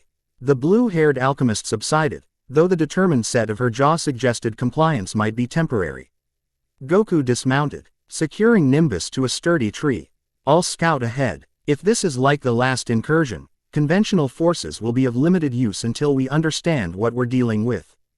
Yennefer nodded sharply. Be cautious. Observe only, if possible. I'll join you once the containment preparations are complete. With a swift gesture that was half salute, half wave, Goku turned and moved up the path at a loping run that quickly accelerated beyond human capacity. Behind him, he heard Bulma's startled exclamation at his speed, a reminder that despite the growing awareness of his unusual abilities, witnessing them firsthand still shocked most observers. The path wound through increasingly dense forest before opening suddenly onto the Valley of Mists. The name proved apt. Swirling vapors clung to the valley floor, obscuring the crescent lake at its center while leaving the surrounding ridges clear. 3 peaks towered above, just as in his vision, their snow-capped summits gleaming in the afternoon sun. Goku paused at the valley's edge, senses extended to their limit. The air felt wrong, charged with potential, like the moment before lightning strikes. His medallion's vibratio had intensified to an almost painful degree, forcing him to tuck it beneath his jerkin to dampen the sensation. Movement in his peripheral vision drew his attention to the western ridge, where stone pillars stood like the fingers of some buried giant. A figure stood atop one of these formations, human-shaped but too distant to identify clearly. Goku frowned, certain the ridge had been empty moments before. Before he could investigate further, the sky above the valley center rippled like disturbed water. Colors shifted, bled into one another, then separated into impossible hues that human eyes were never meant to perceive. The distortion expanded rapidly, forming a circular tear in the very fabric of reality. Unlike the jagged wound that had appeared above Vengerberg, this rift opened with almost surgical precision, a perfect circle of otherness suspended in midair. Through it, Goku glimpsed a landscape utterly alien to the continent, red skies above crystalline structures that defied Euclidean geometry, and distant figures moving with fluid grace that suggested non-human physiology. For a breathless moment, nothing happened. Then a figure emerged from the rift, humanoid but surrounded by an aura of energy that crackled with raw power. As it descended toward the valley floor, details became clearer. A woman with wild, spiky hair that contained streaks of both black and red, earring armor unlike anything found on the continent. Most striking was the palpable sense of power that radiated from her in waves, causing the mist below to swirl in agitated patterns. She touched down at the valley center, the impact sending ripples through the mist despite her apparently light landing. Her head turned slowly as she surveyed her surroundings, movements suggesting a predator assessing unfamiliar territory. Goku remained motionless, instinct warning him that any sudden movement would draw immediate attention. The woman, if that term even applied to a being of such obvious power, radiated a combative energy that resonated with something deep in his own nature. For the first time in years, he felt the battle hunger that Vesemir had worked so hard to temper in him during his training. His restraint proved short-lived. The woman's head snapped in his direction, eyes narrowing as they fixed unerringly on his position. Even at this distance, he could see they were unnatural. Bright, almost luminous with contained energy. I know you're there, she called, her voice carrying effortlessly across the distance. Show yourself, coward. The language was common, but spoken with an accent Goku had never encountered, harsh and clipped, with consonants stressed in unusual patterns. More surprising was the immediate hostility. Most beings encountering an entirely new world would display confusion, disorientation, or caution. Weighing his options quickly, Goku decided direct confrontation was inevitable. He stepped from the treeline into plain sight, moving with deliberate calm down the slope toward the valley floor. As he approached, he noted more details about the newcomer, Her armor was damaged in several places, suggesting recent combat, and beneath the aggressive posture was the slightest hint of tension that spoke of injury concealed. "I'm no coward," he replied evenly, stopping at a respectful distance. "Just cautious. You're a long way from home."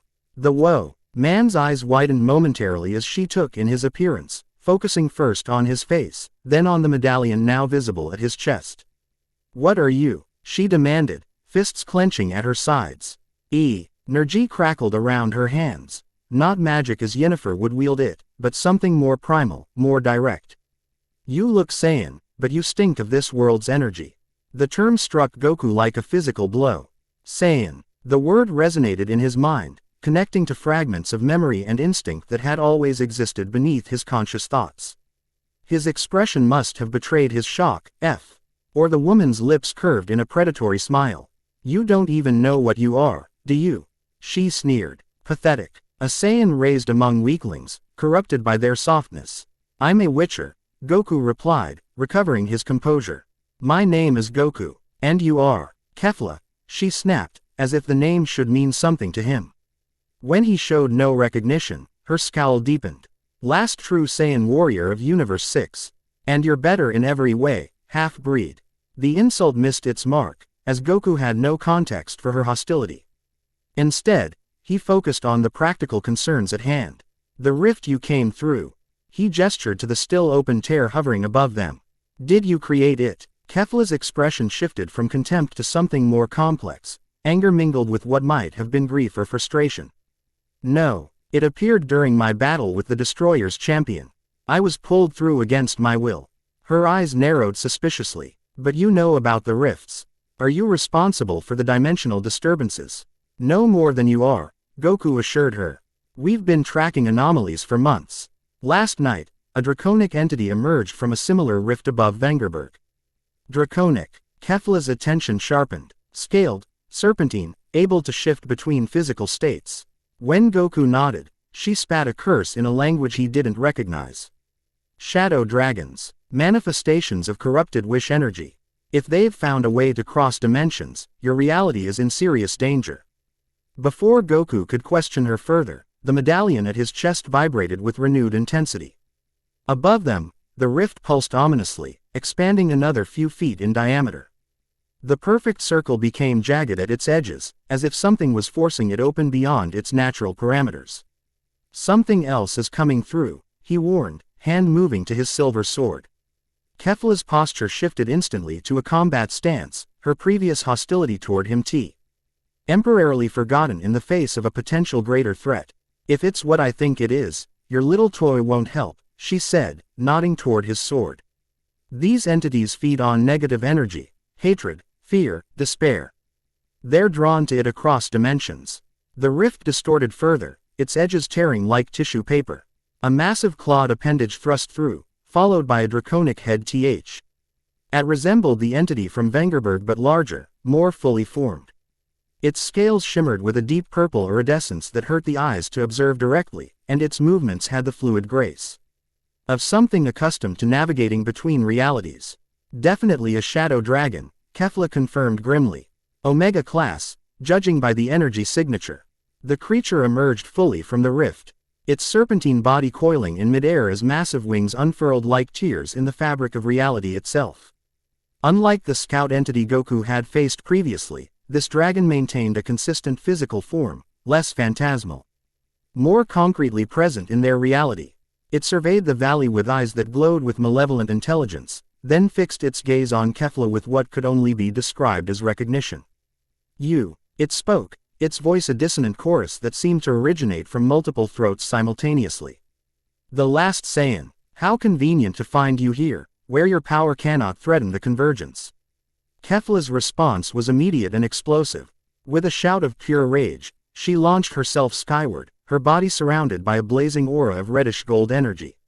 She struck the dragon with a flying kick that would have shattered stone, connecting solidly with its jaw and sending the massive creature reeling backward. "You know this entity," Goku called up to her, readying himself to join the battle.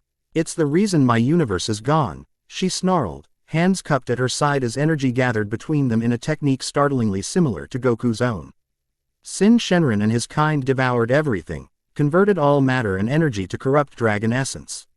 The dragon recovered quickly, retaliating with a blast of violet energy from its maw that Kefla barely dodged.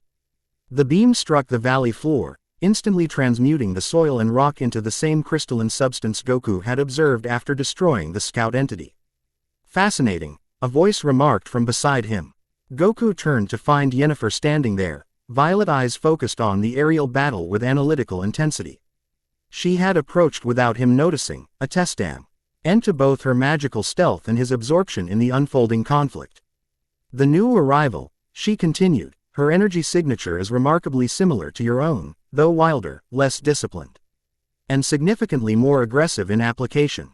Above them, Kefla unleashed her gathered energy in a crimson beam that struck the dragon squarely in its chest. The creature roared in genuine pain, its physical form destabilizing momentarily before reconstituting. She called herself a Saiyan, Goku said quietly. Said I looked like one too. Yennefer's gaze shifted to him, sharp with sudden understanding. A connection to your origins, perhaps. That would explain much about your unusual abilities. Their conversation was cut short as the battle above intensified. The dragon, recovering from Kefla's energy attack, counterattacked with frightening precision. Its tail whipped around with impossible speed, catching her mid-dodge and sending her plummeting toward the valley floor. Goku moved without conscious thought, his body blurring with speed as he positioned himself to intercept her fall. He caught her impact with braced arms, the force driving him knee-deep into the soft earth despite his enhanced strength. Kefla snarled and shoved him away the instant they stopped moving. I don't need your help, half-breed. Seems like you do, he countered, unperturbed by her hostility. That's an Omega-class shadow dragon, right? You said yourself my sword wouldn't be effective. So how do we kill it? His practical approach seemed to catch her off guard. She studied him for a moment, conflict evident in her expression before pragmatism won out. Pure energy attacks can disrupt its form temporarily, she explained rapidly. But permanent destruction requires severing its connection to its source dimension while simultaneously purifying its core essence.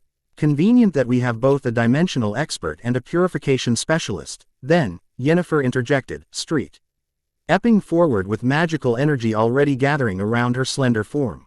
Witcher, if you can channel that energy of yours through your silver sword as you did before, I can create a dimensional anchor point to trap the entity long enough for a killing blow. Kefla looked at Yennefer with undisguised skepticism. And who exactly are you, sorceress? Someone trying to save her world, Yennefer replied coolly. A concept I'd expect you to understand, given what you just revealed about your own. Before Kefla could retort, the dragon descended upon them, its massive form blotting out the sun. All three scattered in different directions as it unleashed another beam of corrupting energy that carved a crystalline trench through the valley floor. Distract it, Yennefer called, already beginning a complex ritual that caused the air around her to shimmer with arcane power. I need 2 minutes to establish the anchor.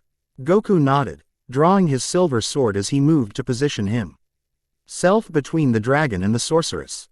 The blade began to glow with ki energy as he channeled his power through it, the alien patterns etched into the silver resonating with his intent. Hey, he shouted up at the massive entity. Remember your scout from Vengerberg. I'm the one who destroyed it. The dragon's attention shifted to him, eyes narrowing with malevolent recognition. The anomaly, it hissed. Multitonal voice grating against reality itself. You do not belong in this dimension either, little Saiyan. Your energy signature is discordant.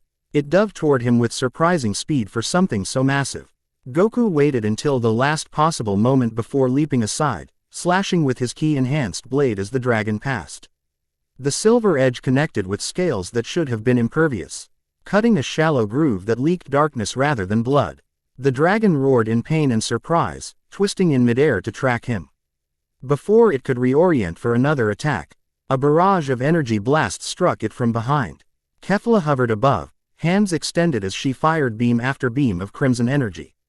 Its left flank, she shouted to Goku. There's a weakness in its dimensional armor. Goku spotted what she meant. A section of scales that seemed to shimmer in and out of phase with this reality, suggesting incomplete manifestation.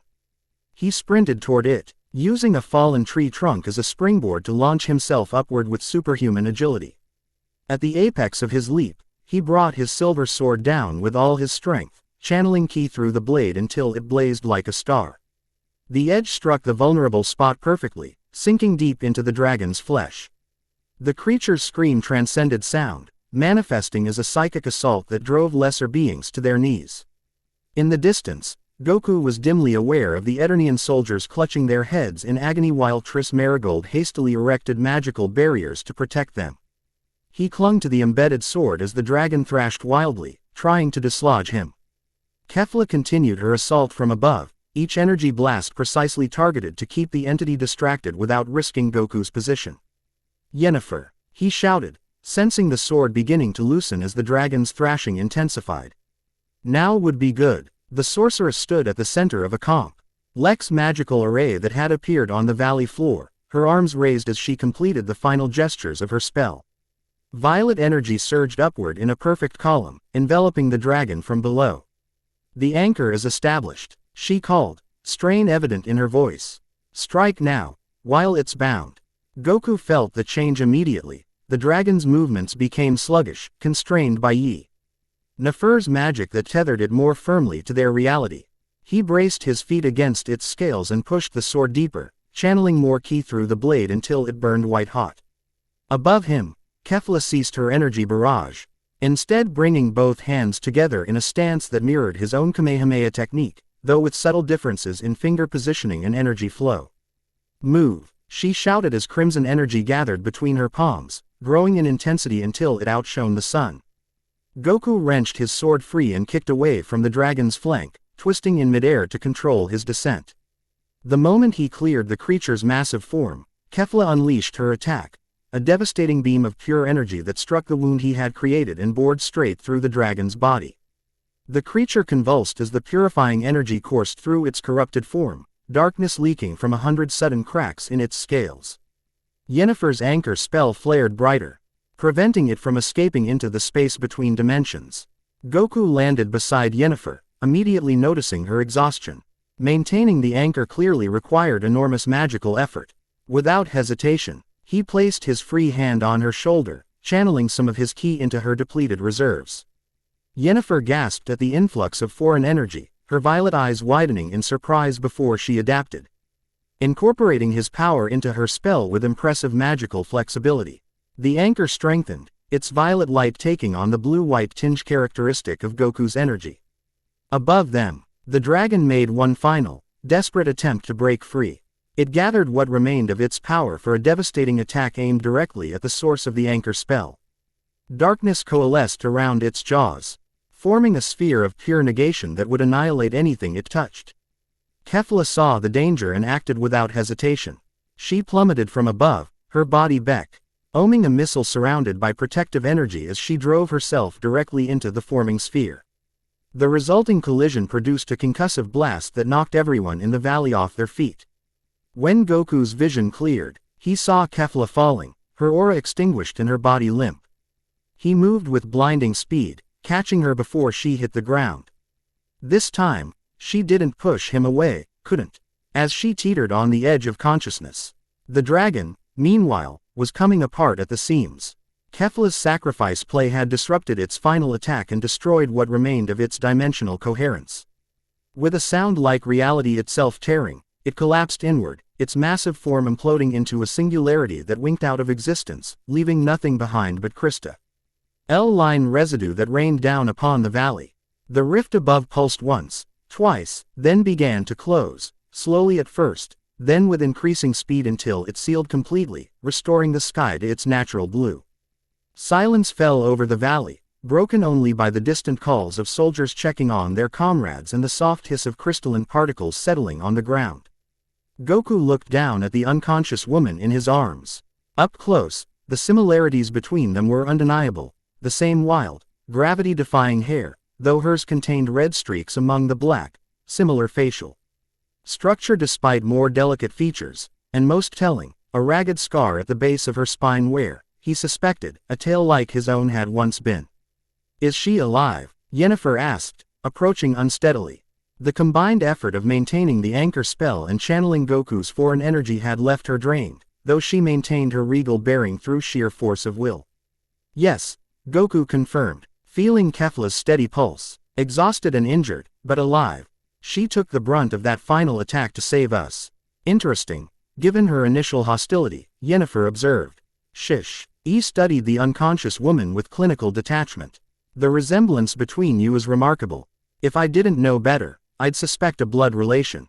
Maybe not so far from the truth, Goku murmured. She called me Saiyan, said I looked like one.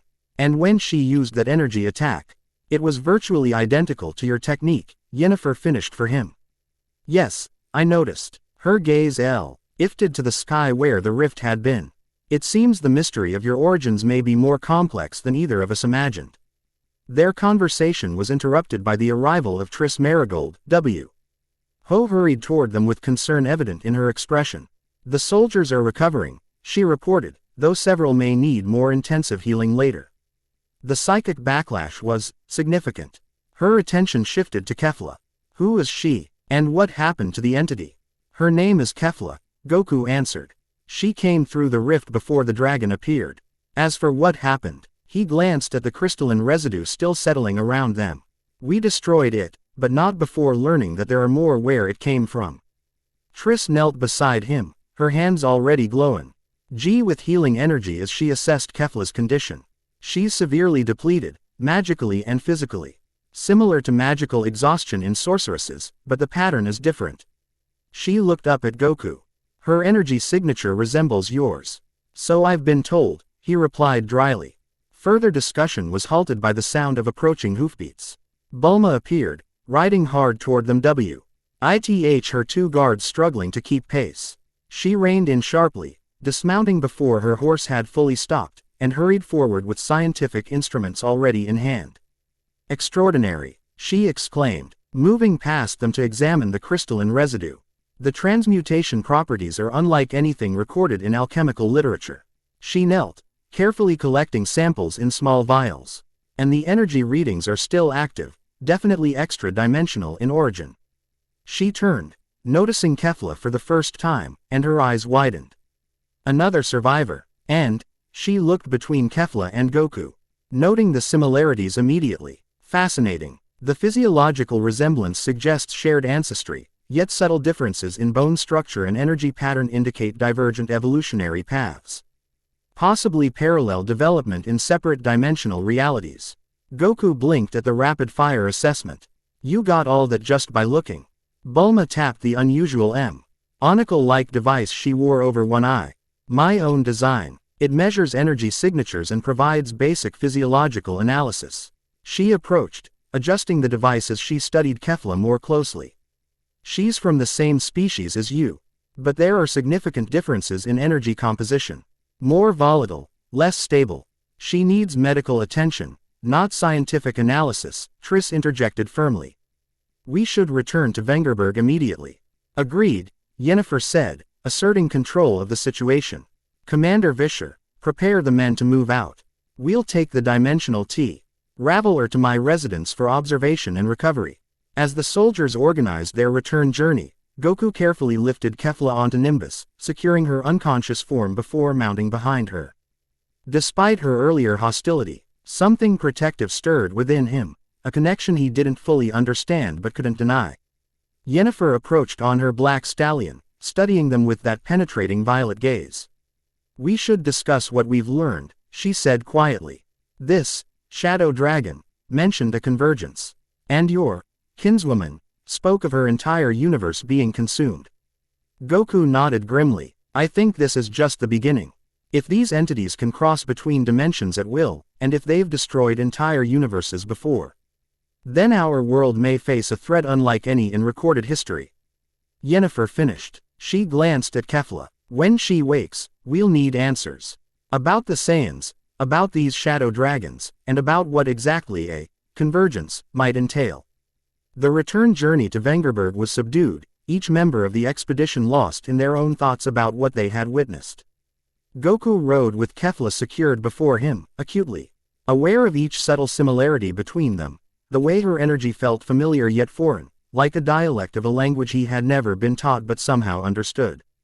As they crested the final hill overlooking Vengerberg, the setting sun cast long shadows across the city walls. In the fading light, Goku noticed that the crystalline residue collected from the valley floor had begun to glow with a subtle luminescence in Bulma's sample containers, pulsing like a heartbeat, as if something of the Shadow Dragon's essence remained active even after its destruction. The implications were troubling, suggesting that their victory might have been more temporary than complete. And as the city gates opened to receive them, Goku couldn't shake the feeling that they had merely glimpsed the edge of a darkness that extended far beyond their world, a convergence of realities that threatened to consume everything in its path.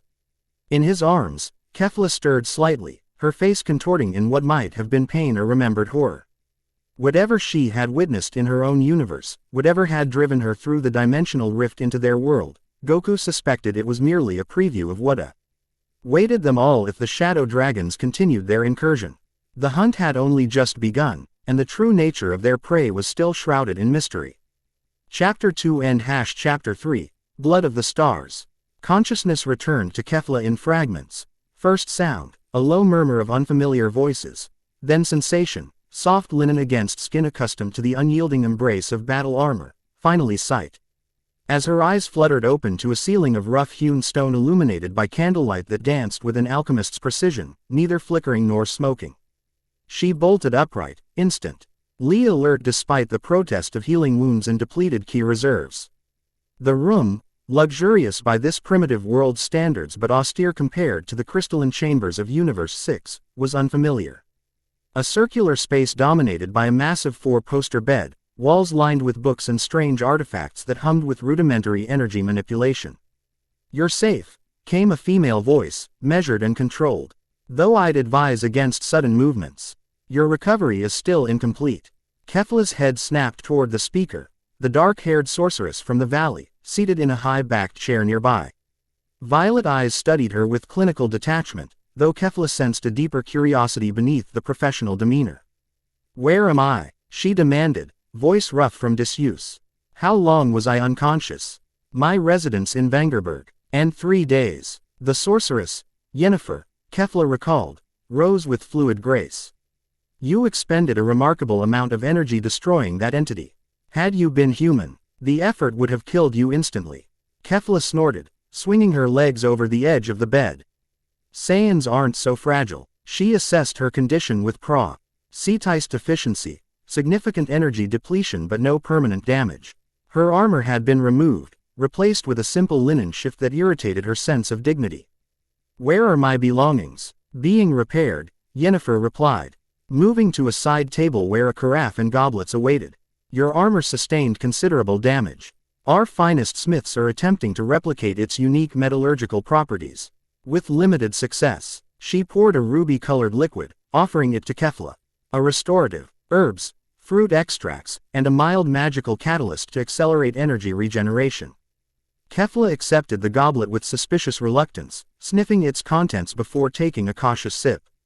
The flavor was unexpectedly pleasant, tart and sweet simultaneously, with underlying notes of herbs she couldn't identify. More importantly, she felt an immediate response in her depleted ki reserves, a gentle kindling rather than the aggressive surge that characterized her natural recovery. "Acceptable," she acknowledged grudgingly, draining the goblet. "Where is the other one?" "The half-breed who calls himself a witcher." Yennefer's perfect eyebrow arched slightly. "Goku is consulting with King Demavend regarding our encounter with the Shadow Dragon. He was quite concerned about your condition." She refilled the goblet without being asked. "Perhaps you might explain why you refer to him as half-breed, when you share such obvious physiological similarities." Kefla drank deeply before answering, using the moment to assess her situation. This sorceress was clearly intelligent and observant. Deceiving her would be difficult and potentially counterproductive given the circumstances. "He carries Saiyan blood," she said finally. "That much is obvious in his appearance and key signature. But he's been contaminated by this world's energy patterns. Domesticated." She couldn't keep the contempt from her voice. A true Saiyan warrior would never bind himself to human concerns or limitations. "Fascinating." Yennefer moved to retrieve a journal from a nearby desk, making a brief notation. "And these Saiyans, they're native to the dimension you originated from." "Universe 6, I believe you called it." Kefla tensed, suddenly wary. You were conscious during my battle with Sin Shenron. Very much so, Yennefer confirmed. And quite interested in your references to universal destruction and dimensional rifts. Given that our world now faces similar threats, any information you possess could prove vital to our survival. The logic was impeccable, forcing Kefla to reassess her approach. If this dimension faced the same threat that had consumed her own, cooperation might serve her goals better than hostility, at least temporarily. Universe 6 was one of 12 par. All realities overseen by divine beings called Kais, she explained reluctantly. Saiyans were the dominant warrior race, evolved for combat through countless generations of natural selection and deliberate breeding programs. She rose from the bed, finding her legs steady enough to support her weight, and moved to the window. Outside, a city spread beneath her, primitive by her standards but impressive in its architectural coherence. Humans moved through streets like insects, unaware of the cosmic forces that threatened their existence. The shadow dragons emerged after a tournament between universes, she continued. Focusing on facts rather than the raw emotions they evoked. They were manifestations of corrupted divine energy, originally created to grant wishes but twisted by negative emotion and overuse. They consumed Universe 6 in a matter of weeks, not just destroying it, but converting all matter and energy into their own essence. She turned back to face Yennefer, her expression hardening. I was one of the few who escaped the initial assault. I spent months fighting them across collapsing dimensional boundaries, watching as one universe after another fell.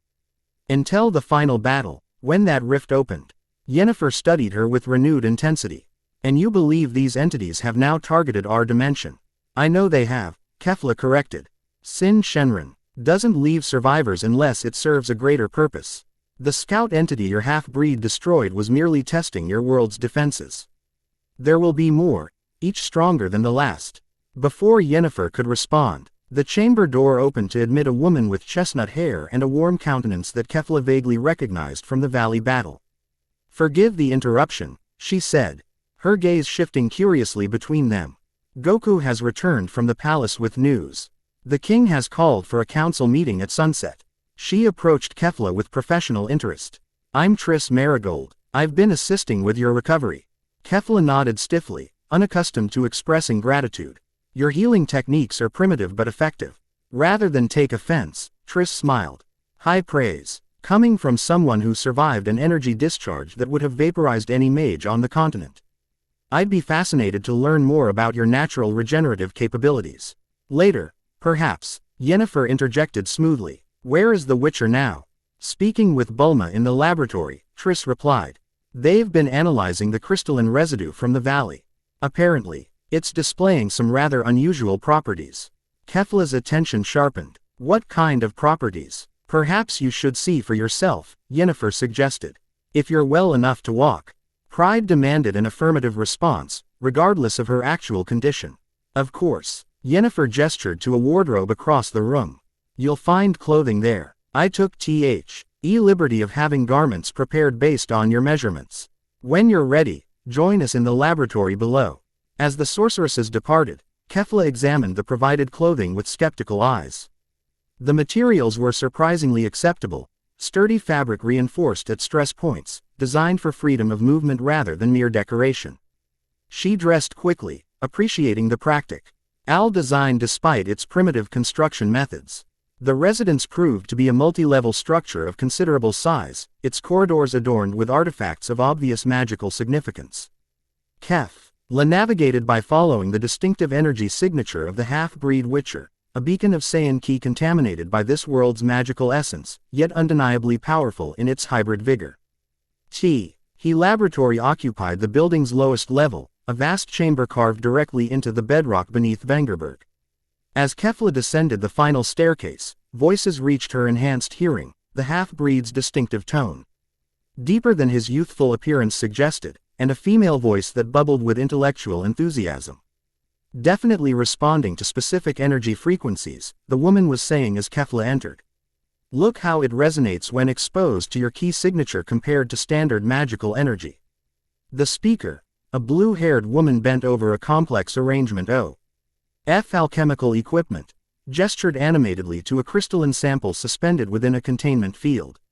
Beside her stood Goku, his Witcher armor replaced with a simple black tunic that did little to disguise his warrior's physique. His attention was fixed on the crystal, which pulsed with subtle luminescence that intensified as he moved closer. Kefla's arrival drew his attention immediately, turning with the instinctive awareness of a trained combatant. His face, so similar to a pure Saiyan's yet softened by whatever human blood ran in his veins, broke into a smile that she found inexplicably irritating. "You're awake," he exclaimed with genuine pleasure. "How are you feeling?" "Functional," she replied curtly, approaching the workstation. "What have you discovered about the residue?" The blue-haired alchemist straightened, studying Kefla with unabashed scientific curiosity. "Extraordinary recovery rate," she murmured, almost to herself. "Complete cellular regeneration without visible scarring. Fascinating." "Kefla, this is Bulma," Goku introduced. "She's been helping us understand the dimensional phenomena." "Trying to, at least," Bulma amended, extending a hand in greeting. When Kefla merely stared at it, she withdrew the gesture without offense. "Right. Different cultural norms. Understandable." She turned back to her equipment with professional focus. "To answer your question, the crystalline residue appears to be a physical manifestation of dimensional boundary material, essentially, solidified reality fabric. It maintains quantum entanglement with its origin dimension while simultaneously adapting to local physical laws." Kefla frowned, approaching the suspended crystal. Unlike the alchemist's verbose explanation, she recognized the substance immediately. "Dragon scales," she said flatly. "Outer dimensional armor shed during phase transition. In my universe, the final stage shadow dragons could regenerate from even a single scale fragment if not properly neutralized." Bulma's eyes widened. "That would explain the persistent energy signature. It's not residual power, it's actively drawing energy across dimensional boundaries for regenerative purposes." She adjusted several instruments hastily. "We need to contain it more thoroughly. Or destroy it completely," Kefla suggested, raising a hand that began to glow with crimson energy. "Wait." Goku moved between her and the crystal. "If it's connected to its origin dimension, wouldn't destroying it potentially alert other entities to our actions? Create a beacon." Kefla lowered her hand reluctantly, acknowledging the logic. "Possibly. In which case, it should be isolated with the strongest containment methods available in this primitive reality." Rather than take offense at the description, Bulma nodded enthusiastically.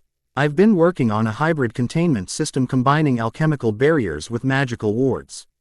Yennefer provided some fascinating insights into dimensional boundary enforcement. As if summoned by her name, the sorceress entered the laboratory with Triss at her side. Her violet gaze assessed the situation with characteristic sharpness. "I see our guest has been introduced to our research," she observed, "and has provided valuable context, judging by your expression, Bulma." "Extremely valuable," the alchemist confirmed. "We're dealing with living dimensional material, capable of regeneration and potentially communication with its origin point." Yennefer's expression darkened. "Then our victory in the valley was even more temporary than we feared." She approached the containment field, studying the crystal with renewed concern. "If these entities can track us through their shed materials, they likely already know exactly where we are," Kefla finished grimly. "Which means we should prepare for another incursion, likely stronger than the last." Goku's hand moved unconsciously to the wolf medallion at his chest, which had begun vibrating subtly. "It's already happening," he said quietly. "I've been feeling it all morning, like something pressing against the barrier between worlds." Triss stepped forward, her expression troubled. Quote, "I've received reports from the Council of Mages. Similar phenomena are being observed across the northern kingdoms: strange lights, localized reality distortions, animals behaving erratically. Whatever's coming, it's not isolated to Edirne this time. We need to consolidate our knowledge and develop a coherent strategy," Yennefer decided. "The King's Council meeting at sunset will provide that opportunity." She turned to Kefla. "Your insights regarding these shadow dragons will be crucial. Are you willing to attend?" The request, phrased as a choice rather than an order, caught Kefla off guard. In her experience, those with power rarely bothered with such courtesies. "I'll attend," she agreed after a moment's consideration. "These entities destroyed my universe. I won't allow them to consume another without resistance." "Good." Yennefer nodded, apparently satisfied. "In the meantime, Goku has suggested we should relocate to a more defensible position after the council meeting. A fort. Rest called Kar Morhen in the Blue Mountains. Kefla glanced at the half-breed with renewed assessment. Strategic withdrawal to fortified high ground. Tactically sound, if somewhat cowardly. Rather than take offense, Goku smiled. It's not just about defense. Kar Morhen has the most comprehensive bestiary archives on the continent. If there's any historical record of previous dimensional incursions or shadow dragons, we'll find it there. Additionally, Yennefer added, the fortress is situated at a nexus of natural ley lines, which will enhance our magical defenses and provide greater warning of dimensional breaches.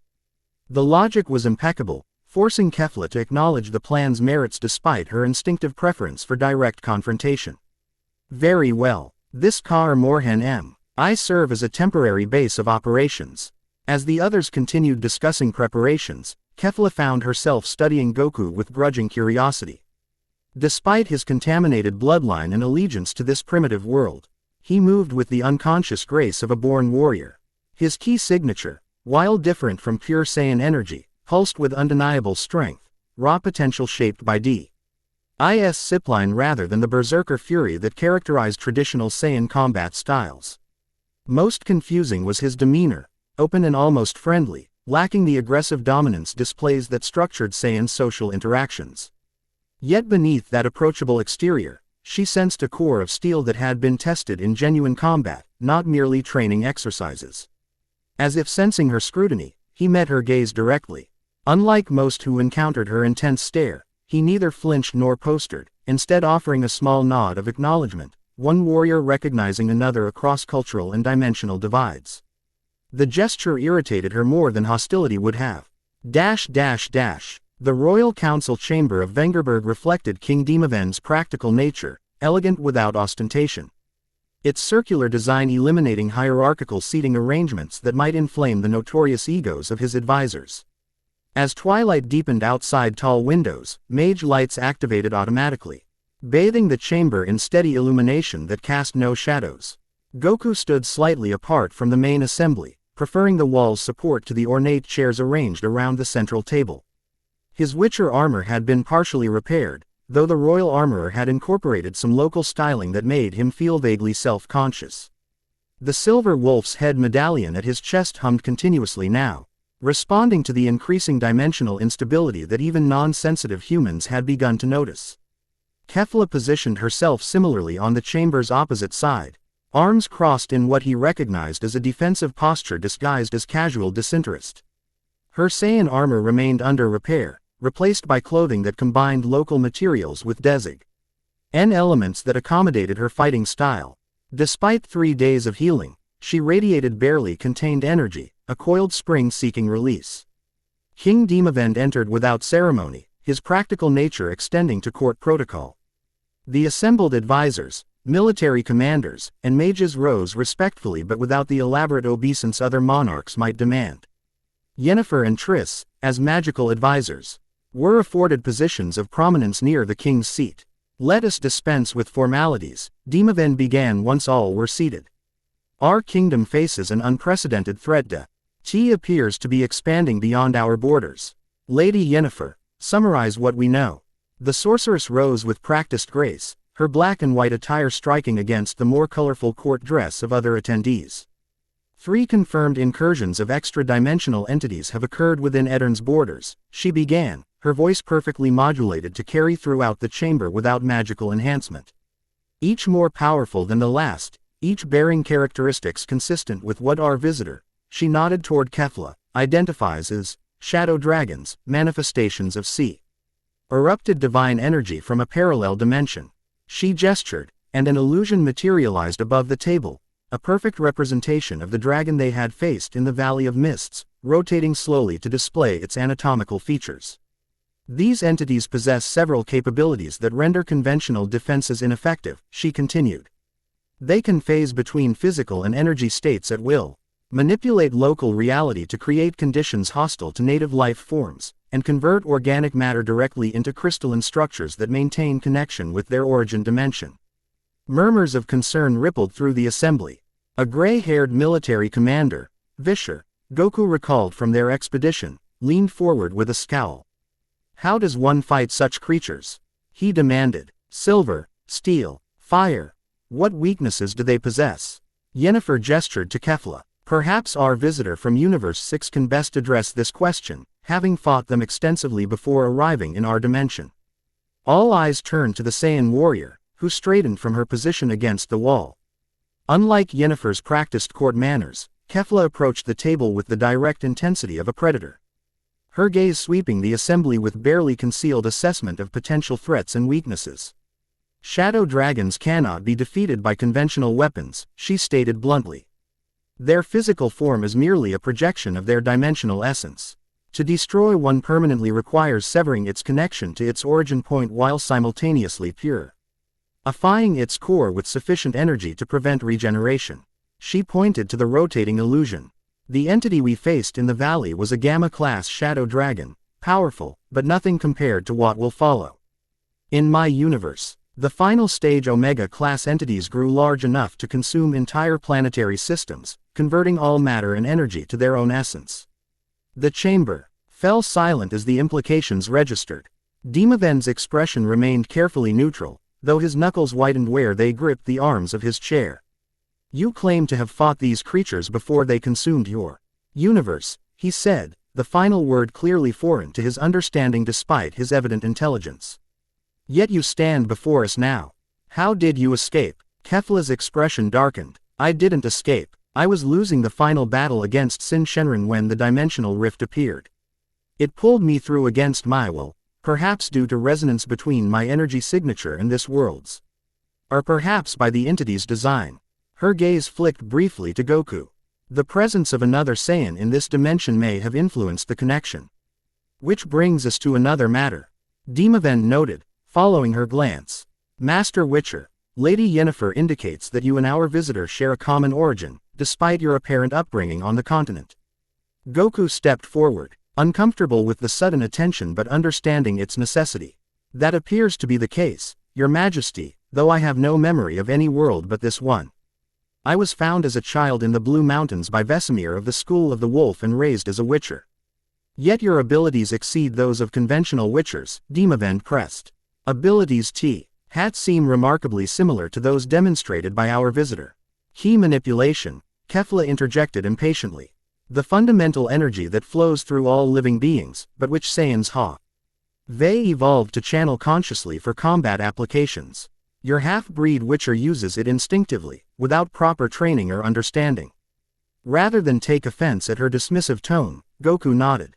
She's right. What I've always thought of as an unusual manifestation of signs is apparently something else entirely, something tied to whatever I was before Vesemir found me. Demaven considered this, his politician's mind clearly calculating implications beyond the immediate crisis. And these Saiyans, they are all warriors of your caliber. Kefla's laugh held no humor. A fully trained Saiyan elite would consider your Witcher barely past adolescent potential. Our children begin combat training before they can walk. Our adults can destroy mountains with a gesture.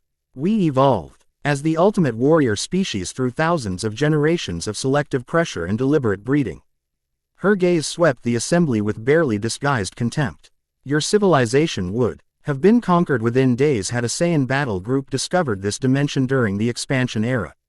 The military commanders bristled at the implied insult, but Demaven raised a hand for silence. Yet you stand alone now, he observed quietly, the last of your kind, by your own account. For the first time, Kefla's arrogant demeanor cracked slightly, revealing a glimpse of genuine grief beneath. Yes, she acknowledged, voice hardening to mask the emotion. Which is why I understand better than anyone the threat these shadow dragons represent. They don't merely kill, they erase. Entire civilizations, entire dimensions. Consumed and converted until nothing remains but their corrupted essence. Yennefer seized the opening, steering the discussion back to practical concerns. It brings us to our proposed course of action, Your Majesty.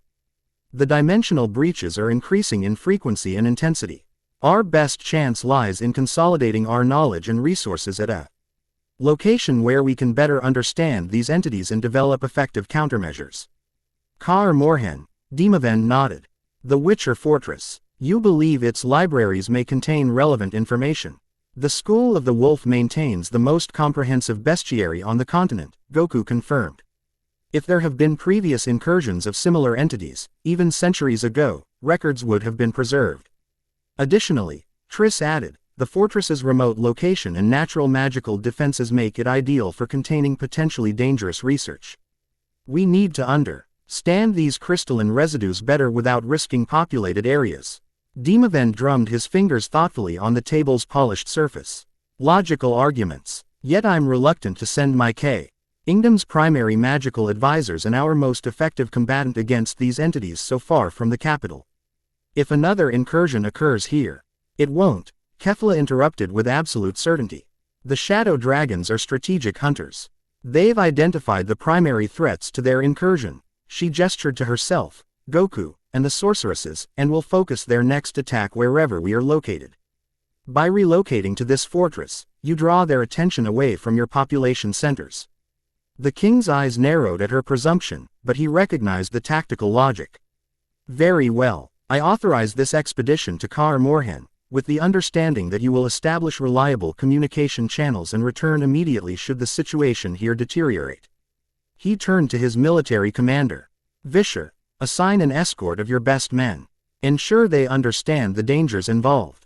The commander nodded stiffly, clearly unhappy with the assignment but too disciplined to protest. One additional matter, Bulma spoke up, having remained uncharacteristically quiet during the proceedings. My research suggests these dimensional incursions follow specific geometric patterns. Each new breach occurs at points forming perfect mathematical relationships to previous locations. I believe I can predict where the next major rift will open, given sufficient data. Demavend studied her with renewed interest. You're the alchemist who predicted the Valley of Mists incident. Yes, Your Majesty. And my calculations indicate the next significant breach will occur within 50 miles of this Kar Morhen fortress, within the next 7 to 10 days. The revelation sent a ripple of tension through the chamber. Goku's hand moved unconsciously to his silver sword, the blade that had been permanently altered by contact with the first shadow dragon. Then our course is clear, Demavend concluded. You will depart for Kar Morhen at first light tomorrow. Whatever resources you require from the royal treasury and armory. As the council dispersed to make preparations, Goku found himself approached by Triss Marigold, her expression thoughtful. They've been quiet throughout the proceedings, she observed. Unusual for someone normally so forthright. Goku smiled ruefully. Politics isn't my natural environment. I prefer problems I can solve with direct action rather than careful words. Understandable, she acknowledged, though I suspect there's more to it. Learning about your potential origins must be disorienting. Her perceptiveness caught him slightly off guard. Unlike Yennefer's penetrating analytical intelligence, Triss possessed an emotional insight that saw beyond surface reactions. It's strange, he admitted. For years, I accepted Vesemir's theory that I was simply a mutation, something unique but fundamentally of this world. Now, he glanced across the chamber where Kefla stood in conversation with Yennefer. Our body language suggesting barely restrained conflict. Now I have to consider that I might be something else entirely. Something not of the continent at all. Triss followed his gaze, her expression softening. Does it matter so much? You are who you've always been, the choices you've made, the path you've walked. Learning where your journey began doesn't invalidate the road you've traveled since. The simple wisdom of her statement settled something restless within him. Thank you, he said sincerely. Sometimes the most complex questions have the simplest answers. Her smile brightened her entire countenance. That's what friends are for. Speaking of which, she gestured to where Kefla and Yennefer's discussion had escalated in intensity. Perhaps you should intervene before our dimensional visitor and our leading sorceress come to magical blows. Goku grimaced. Facing another shadow dragon suddenly seems less daunting. Triss's laugh followed him as he approached the two formidable women, whose conversation had indeed taken on the characteristics of pre-combat positioning. Your containment methods are fundamentally flawed, Kefla was saying, her stance aggressive despite her civilized tone. The crystalline residue requires complete isolation from ambient magical energy, not the channeled reinforcement your wards provide. Yennefer's violet eyes had taken on a dangerous gleam. Perhaps in your dimension, such approaches were adequate. Here, we must work with the fundamental laws of our reality, which require. Ladies, Goku interrupted with deliberate cheerfulness, positioning himself casually between them. The king has approved our expedition. Perhaps we should focus on preparations rather than theoretical disagreements. Both women turned identical glares upon him, their momentary unity in annoyance almost comical. This is not theoretical, Yennefer stated coldly. Proper containment of the dimensional material is essential to our journey's safety. Exactly my point, Kefla agreed, crossing her arms, which is why your primitive methods need significant modification. Goku raised placating hands. What if you combined approaches? Yennefer's wards to manage the local magical environment, supplemented by Kefla's knowledge of the material's properties. The suggestion, simplistic as it was, caused both women to pause and reconsider. A layered containment strategy, Yennefer mused, professional interest overriding personal irritation. Internal isolation based on dimensional principles, external reinforcement using local magical laws. It could work, Kefla acknowledged reluctantly, though it would require precise calibration between containment layers. Which Bulma could provide, Goku suggested, nodding toward where the alchemist was already packing her equipment with methodical efficiency. Her measuring devices could monitor the interaction between systems. The temporary alliance forged, Goku excused himself with internal relief. Navigating between such powerful personalities was more exhausting than any monster hunt. As he made his way toward the exit, intending to check on the preparations for tomorrow's journey, he was intercepted by King Demavend himself. A moment, Master Witcher, the king requested, gesturing to a private alcove away from the dispersing council members. Goku followed, curious about this unexpected audience. Demavend waited until they were relatively isolated before speaking, his voice pitched low for privacy. What you face may determine the fate of not just Edirne, but all the northern kingdoms. He began without preamble, perhaps the entire continent. I need to know your assessment, without political considerations or comfortable falsehoods. The directness was refreshing after the careful maneuvering of the council meeting. Goku considered his response with equal honesty. The threat is genuine, he said quietly. Kefla is many things: arrogant, abrasive, culture, ally insensitive, but she isn't lying about the shadow dragons or their capabilities. What we faced in the Valley of Mists was merely a precursor to something far more dangerous. Demavend nodded, having expected this answer. And our visitor herself, is she an ally we can trust, or merely the lesser of two threats? An insightful question that revealed the king's political acumen. Goku glanced where Kefla now stood in reluctant collaboration with Yennefer and Bulma, their combined expertise focused on the containment problem. She's a warrior who's lost everything, he answered carefully. Her entire civilization, her universe, everyone she ever knew, all consumed by the same entities now threatening our world. That creates a powerful motivation for alliance, regardless of her persona. Feelings about our primitive dimension, and her obvious disdain for humans. Demavend pressed. The casual way she dismissed our entire civilization is easily conquered. Cultural arrogance, Goku shrugged. Not so different from how Nilfgaardians view the northern kingdoms, or how mages regard non-magical folk. She comes from a warrior society that valued strength above all else. Given time and exposure to alternatives, such perspectives can evolve. The king studied him with renewed interest. You see the best in people, even those who offer you little reason to do so. An unusual quality in a Witcher. Vesemir would say it's my greatest weakness, Goku admitted with a small smile. He spent decades trying to instill proper Witcher detachment, with limited success. Perhaps, Demavend mused, it is instead your greatest strength. And perhaps exactly what we need in these unprecedented times. He straightened, resuming his formal demeanor. You have my kingdom's full support for this expedition. Return with answers, Witcher, and hope for us all.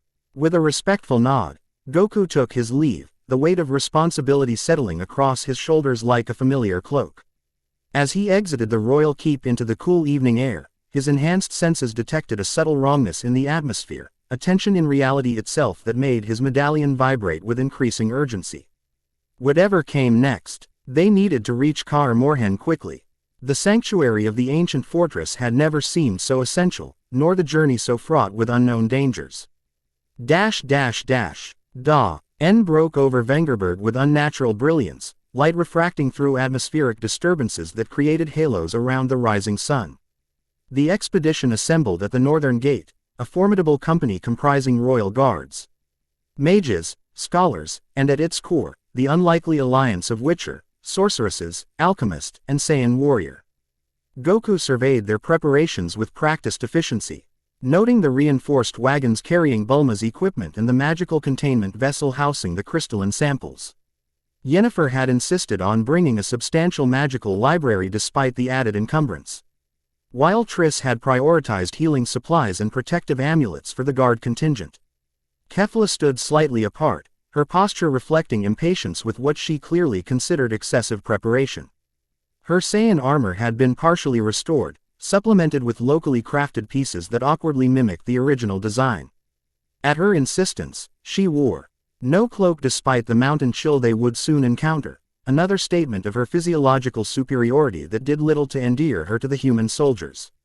The path to Kar Morhen will take us through the Kestrel Mountains, Goku explained to the assembled company. 4 days' journey if we maintain good speed, longer if we encounter trouble. Which we will, Kefla interjected, arms crossed. The shadow dragons aren't mindless predators. They're strategists. They'll target us en route, when we're exposed and vulnerable. Commander Vischer, leading the guard contingent, frowned at her assessment. My men are prepared for conventional threats, bandits, monsters, even military engagement. How do we prepare for entities that can shift between physical states? We maintain constant vigilance, Yennefer answered, her travel attire somehow maintaining elegance despite its practicality. I've provided detection amulets calibrated to alert us to dimensional disturbances. And we have other advantages. She nodded toward Goku and Kefla. Our Saiyan companions appear naturally sensitive to these incursions. Goku nodded confirmation. My medallion responds to conventional monsters and magic. But these dimensional disturbances create a distinctive vibration pattern. With Kefla's experience identifying different classes of shadow dragon, we should have some warning before direct confrontation. With final preparations complete, the expedition moved out, following the northern road that would lead them into the increasingly rugged terrain of the Blue Mountains. Goku took point alongside Vischer, while Yennefer and Triss positioned themselves near the central wagons where the sensitive equipment and artifacts were transported. Kefla, after initially refusing any assigned position, eventually settled into a loose flanking pattern, her enhanced senses constantly scanning their surroundings. The first day passed without incident beyond the increasingly obvious ATM. Ospheric anomalies, strange light patterns, localized weather phenomena that defied natural explanation, wildlife behaving erratically. By evening, when they made camp in a defensible clearing beside a swift-flowing stream, the tension had wound everyone tight as bowstrings. As the soldiers established a perimeter and prepared evening meals, Goku found Bulma consulting her instruments with growing concern. The dimensional instability is increasing exponentially, she explained without preamble, showing him a device whose indicators pulsed with accelerating frequency. At this rate, we'll see significant breaches within 36 hours, not the 7 days I predicted at the council meeting. Goku frowned. What's changed? The containment vessel, Kefla's voice interrupted as she approached from behind. It's acting as a beacon, drawing attention across dimensional boundaries. Bulma looked up sharply. That's impossible. Yennefer's wards specifically prevent energy transmission beyond our local reality. Your sorceress is skilled but fundamentally ignorant of extra-dimensional principles, Kefla stated bluntly. The crystalline material doesn't need to transmit energy, it exists simultaneously in multiple dimensional planes. Its very presence creates a reference point for the shadow dragons to target. Rather than take offense at the criticism of her colleague, Bulma's scientific curiosity engaged fully. Quantum superposition on a macroscopic scale. Fascinating. She adjusted several controls on her device.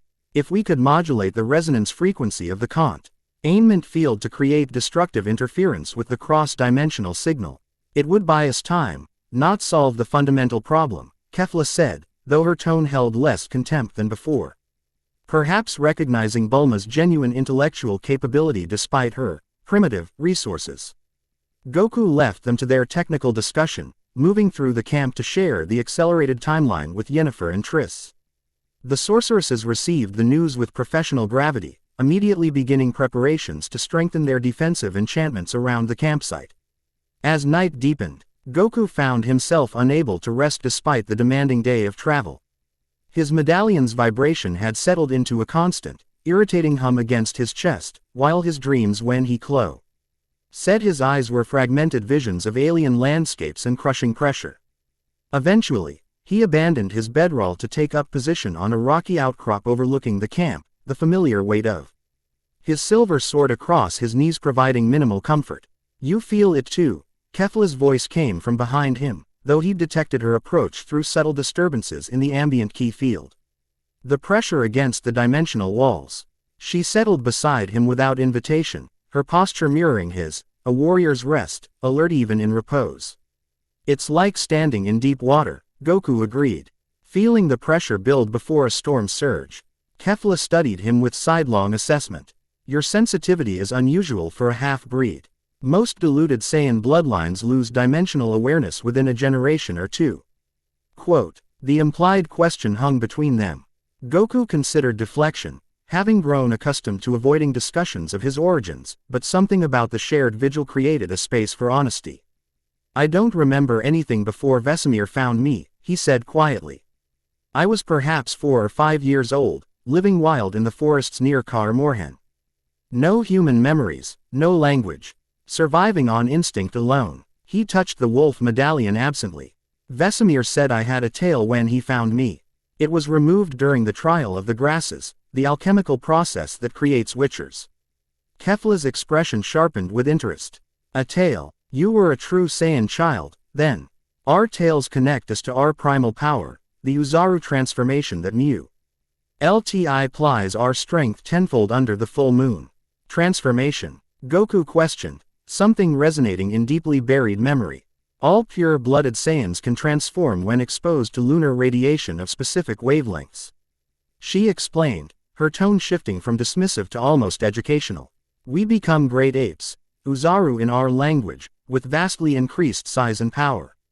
The transformation is difficult to control without proper training." Understanding dawned in Goku's expression. "The villages near where Vesemir found me, there were stories of a monster that appeared during full moons. Destruction without apparent cause, as if a giant had rampaged through the forest." "That was you," Kefla confirmed without judgment. "Saiyan children aren't taught to control the Uzer. You stayed until they reach sufficient maturity. Without guidance, you would have transformed instinctively, with no memory of your actions afterward." The revelation settled over Goku like a missing puzzle piece clicking into place. How many times had Vesemir deflected his questions about the circumstances of his discovery? How many hints had he missed over the years? "The trial of the grasses nearly killed me," he remembered aloud. "Vesemir said my body fought the mutations differently than other candidates, rejected some, enhanced others. Now I wonder if it was my Saiyan physiology responding to the alchemical changes." Kefla nodded, seemingly impressed despite herself. "Saiyans are highly adaptable. It's what made us the ultimate warrior species. Your body likely incorporated useful ECTS of these mutations, while rejecting those that would have diminished your natural abilities." They sat in silence for a time, the implications of this shared understanding settling between them. Finally, Goku asked the question that had been forming since their first encounter. "You called me half-breed. What makes you so certain my bloodline is mixed?" Kefla's expression softened fractionally, moving from contempt to something closer to scientific assessment. "Several indicators. Your key signature has harmonics not present in pure Saiyan energy flow. Your physical features, while predominantly Saiyan, show subtle variations in bone structure and musculature. Most tellingly, your temperament lacks the aggressive dominance instinct that characterizes our species." She looked away, her profile sharp against the starlight. "In my universe, Saiyans occasionally produced hybrid offspring with compatible species. The results were unpredictable. Some inherited the worst of both bloodlines. Others manifested unique combinations that produced exceptional individuals." Her gaze returned to him, evaluating. "You appear to be the latter case." Coming from Kefla, This constituted high praise indeed. Goku accepted it with a simple nod, recognizing the significance of the concession. Their conversation was interrupted by a sudden, violent vibration from his medallion, coinciding with Kefla tensing beside him. Both warriors rose in perfect synchronization, attention focused northward where the starlight seemed to bend and distort around a point in the distant sky. "It's beginning," Kefla stated grimly. "Sooner than even your alchemist predicted." Goku was already moving, descending toward the camp to raise the alarm. By the time he reached the central area, Yennefer and Triss were already awake. Their magical senses having detected the disturbance simultaneously. "Dimensional breach," he confirmed before they could ask. "Northern quadrant, approximately 5 miles distant." Yennefer's expression hardened with determination. "Too close to outrun, especially with the wagons. We'll need to defend here." She turned to Triss. "Wake Bulma and begin preparations to move the containment vessel to the stream cave we passed earlier. If the crystalline material is indeed drawing their attention, we need it separated from the main group." As Triss hurried to comply, Vischer approached, already buckling on his armor despite having been asleep moments before. "Battle formations. Standard defensive perimeter," Yennefer instructed. "But understand conventional weapons will have limited effect. Your men's primary responsibility is protecting the non-combatants and equipment. Direct engagement with the entity should be left to those with specialized capabilities." Her gaze shifted meaningfully to Goku and Kefla. Within minutes, the camp had transformed from peaceful repose to disciplined preparation for combat. Soldiers moved with quiet efficiency, establishing defensive positions while packing essential equipment for rapid evacuation if necessary. Bulma worked feverishly to secure her most critical instruments, while Triss prepared healing supplies and protective amulets. Goku and Kefla positioned themselves at the northern edge of the camp, facing the growing distortion in the night sky. The dimensional tear was forming more slowly than previous incursions. Its edges precise rather than jagged, a deliberate opening rather than a violent breach. "This is different," Goku observed, silver sword drawn but not yet infused with ki. "More controlled. Higher class entity," Kefla confirmed, her body already beginning to glow with suppressed energy.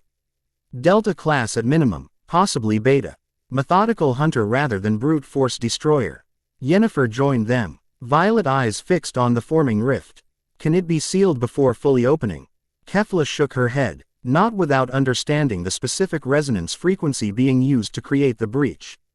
"And even then, we'd need energy output beyond what your primitive technology can generate."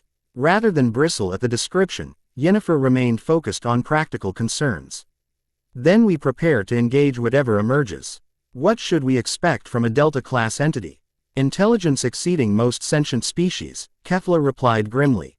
"Tactical adaptation during combat, ability to analyze and counter energy-based attacks after initial exposure. Physical form that can manifest multiple weapon configurations adapted to its opponent's weaknesses." "Wonderful," Yennefer murmured dryly. "Anything else we should know?" "Yes." Kefla's expression darkened further. "Delta-class entities hunt in pairs." The implications registered immediately. Goku scanned the surrounding forest, suddenly aware that the dimensional tear might be merely a diversion. His medallion, however, remained focused on the northern disturbance, suggesting no secondary breach had yet formed. Above them, the rift expanded to its full diameter, perhaps 30 feet across, a perfect circle of nothingness that revealed glimpses of an alien landscape beyond. Unlike the chaotic vistas visible during previous incursions, this showed a structured environment, crystalline architecture and methodical devastation, as if witnessing the systematic consumption of a highly advanced civilization. Movement within the rift drew their attention to a figure approaching the boundary between dimensions. Unlike the serpentine shadow dragons they had previously encountered, this entity appeared humanoid, a bipedal form composed of shifting obsidian scales that flowed like liquid while maintaining definite structure. It paused at the dimensional threshold, studying their world with glowing crims on eyes that held unmistakable intelligence. Then, with deliberate grace, it stepped through. The entity's transition was flawless, revealing complete mastery of cross-dimensional travel. It hovered 50 feet above the ground, assessing the assembled defenders with calculated interest. Its form continued to shift subtly, appendages flowing and reforming as if testing possible configurations. Saiyans, it spoke, its voice resonating directly in their minds rather than disturbing the air. Fascinating to find two of your kind in this backward dimension. Survivors of Universe 6 and Universe 7, if my analysis is correct. Kefla tensed beside Goku, crimson energy flaring around her fists. You know who we are. Of course. The entity's mental voice conveyed something like amusement. Your species proved remarkably resilient during the consumption of your respective universes. Some even provided meaningful resistance, unlike most life forms that merely fuel our expansion. Its attention shifted to Goku, head tilting with analytical curiosity. But you are different. Hybrid physiology, contaminated key signature, yet potentially more interesting because of these variations.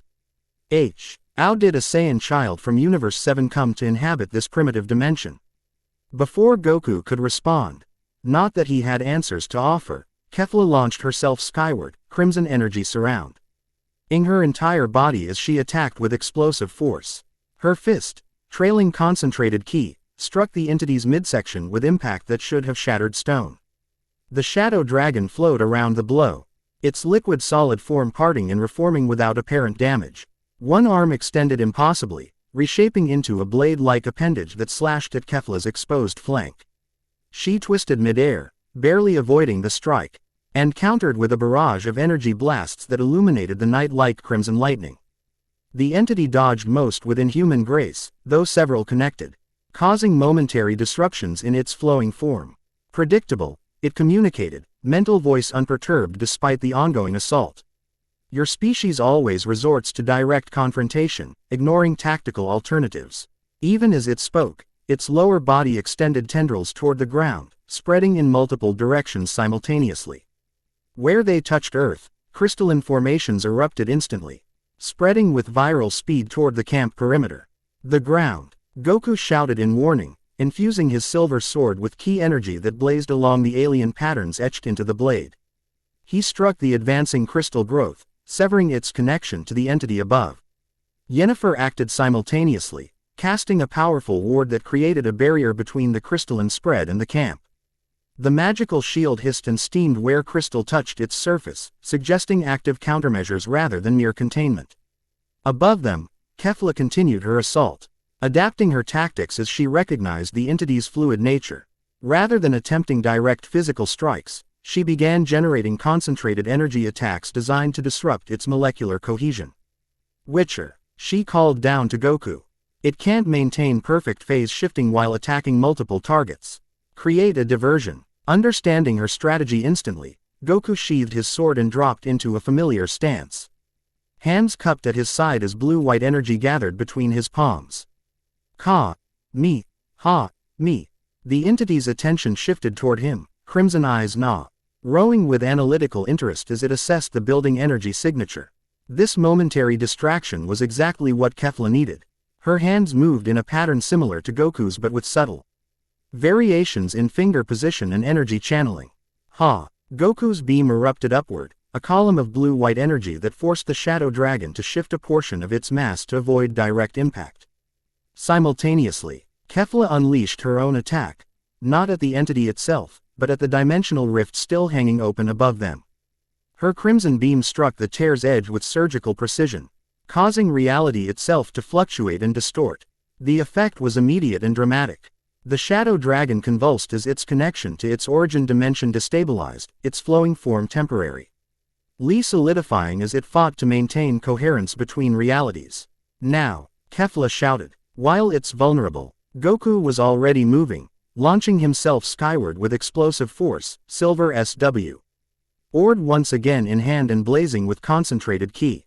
He struck the momentarily solidified entity with perfect form, the enhanced blade sinking deep into its obsidian chest.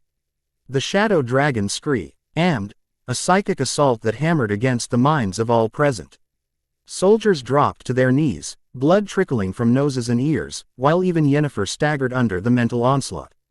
Only Goku and Kefla, their Saiyan physiology providing natural resistance to psychic attacks, maintained full function. You understand nothing of what you face, the entity communicated, mental voice distorted with what might have been pain. We are not mere predators.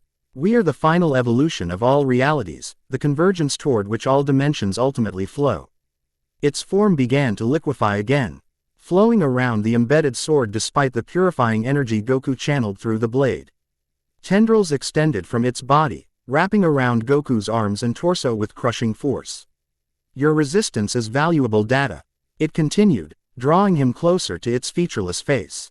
Your hybrid nature presents interesting possibilities for accelerated consumption protocols. Kefla dove toward them, hands extended to fire another energy blast, but the entity anticipated her movement. A section of its back flowed outward, forming a secondary appendage that caught her in mid-flight, wrapping around her throat with precision that belied its fluid appearance. Both specimens secured, it communicated with clinical detachment. Commencing extraction. The crystalline growth below surged upward, forming a rapidly expanding structure that resembled a cocoon or containment vessel. Goku struggled against the constricting tendrils, channeling more ki into his sword in desperate attempt to disrupt the entity's cohesion. At the camp perimeter, Yennefer had recovered from the psychic assault and now worked frantically to reinforce her magical barriers against the advancing crystalline structure. Triss joined her, adding her own considerable power to the defensive wards, while Bulma consulted instruments that measured the dimensional energies flowing around them. The resonance pattern, Bulma shouted suddenly, it's identical to our containment vessel. They're using our own technology against us. This revelation sparked immediate understanding in Yennefer's expression. Without hesitation, she turned toward the wagon containing the carefully warded crystalline samples. Vischer, she called to the commander. Destroy the containment vessel, now. The soldier reacted with admirable efficiency, ordering his men to topple the wagon and break open the specialized container. As they did, Yennefer cast a powerful spell, not to contain the samples, but to actively destabilize them. The effect rippled outward instantly. The crystalline growth surrounding the camp shuddered, its expansion faltering as the resonance pattern that sustained it collapsed. Above, the shadow dragon convulsed again, its grip on both Saiyans momentarily loosening. Kefla seized the opportunity, concentrating her remaining energy into a focused blast directly against the tendril restraining her. The appendage shattered, freeing her to immediately attack the section holding Goku. Channel everything you have into that sword, she shouted as she blasted away the tendrils binding him, purifying energy at maximum concentration. Goku understood immediately. The silver sword, still embedded in the entity's chest, could serve as a conduit for their combined power, if they could generate sufficient energy to overwhelm its dimensional defenses. Drawing on reserves he rarely accessed, Goku poured ki through the blade until it blazed like a sun in the night sky. The sword's alien etchings flared with sympathetic energy, the patterns shifting and flowing as if alive. Kefla positioned herself opposite him, placing her hands against the sword's hilt alongside his own. Her crimson energy flowed into the weapon, merging with his blue-white ki in a spectacular purple coalescence that spread throughout the entity's now rigid form. Convergence protocol compromised, the shadow dragon communicated, its mental voice fragmenting as the purifying energy invaded its system. Initiating emergency phase shift. No escape this time, Kefla snarled, redoubling her energy output despite the visible strain it placed on her still recovering body. Send my regards to Sin Shenron in oblivion. Goku matched her effort, drawing on every lesson Vesemir had taught him about focus and control, now applied to an energy source the old Witcher had never truly understood. Together, they forced their combined power through the silver conduit until the entire entity glowed from within, cracks appearing across its obsidian surface as purifying energy overwhelmed corrupted dragon essence. Below them, Yennefer completed her spell, converting the crystalline samples from passive dimensional material to active disruptors. The resonance cascade spread upward, creating a localized reality fluctuation that further destabilized the shadow dragon's form. With a sound like shattering glass amplified 1,000-fold, the entity disintegrated, not collapsing inward as previous shadow dragons had, but exploding outward in a shower of purified crystalline fragments that rained harmlessly over the forest. Simultaneously, the dimensional rift above contracted violently, sealing with a thunderclap that echoed across the mountains. Goku and Kefla descended slowly, both exhausted from the massive energy expenditure. The silver sword, still clutched in Goku's hand, had transformed further, its blade now composed of a strange alloy that incorporated the purified dragon essence into its structure, creating a weapon that existed partially in multiple dimensional planes simultaneously. As they touched ground, Kefla staggered slightly, her normally perfect balance compromised by fatigue. Without thinking, Goku offered support, his hand catching her elbow to steady her. She tensed at the contact but, surprisingly, did not pull away immediately. Acceptable teamwork, she acknowledged grudgingly. Your energy channeling technique is unrefined but effective. From Kefla, this constituted effusive praise. Goku accepted it with a tired smile, too exhausted for their usual verbal sparring.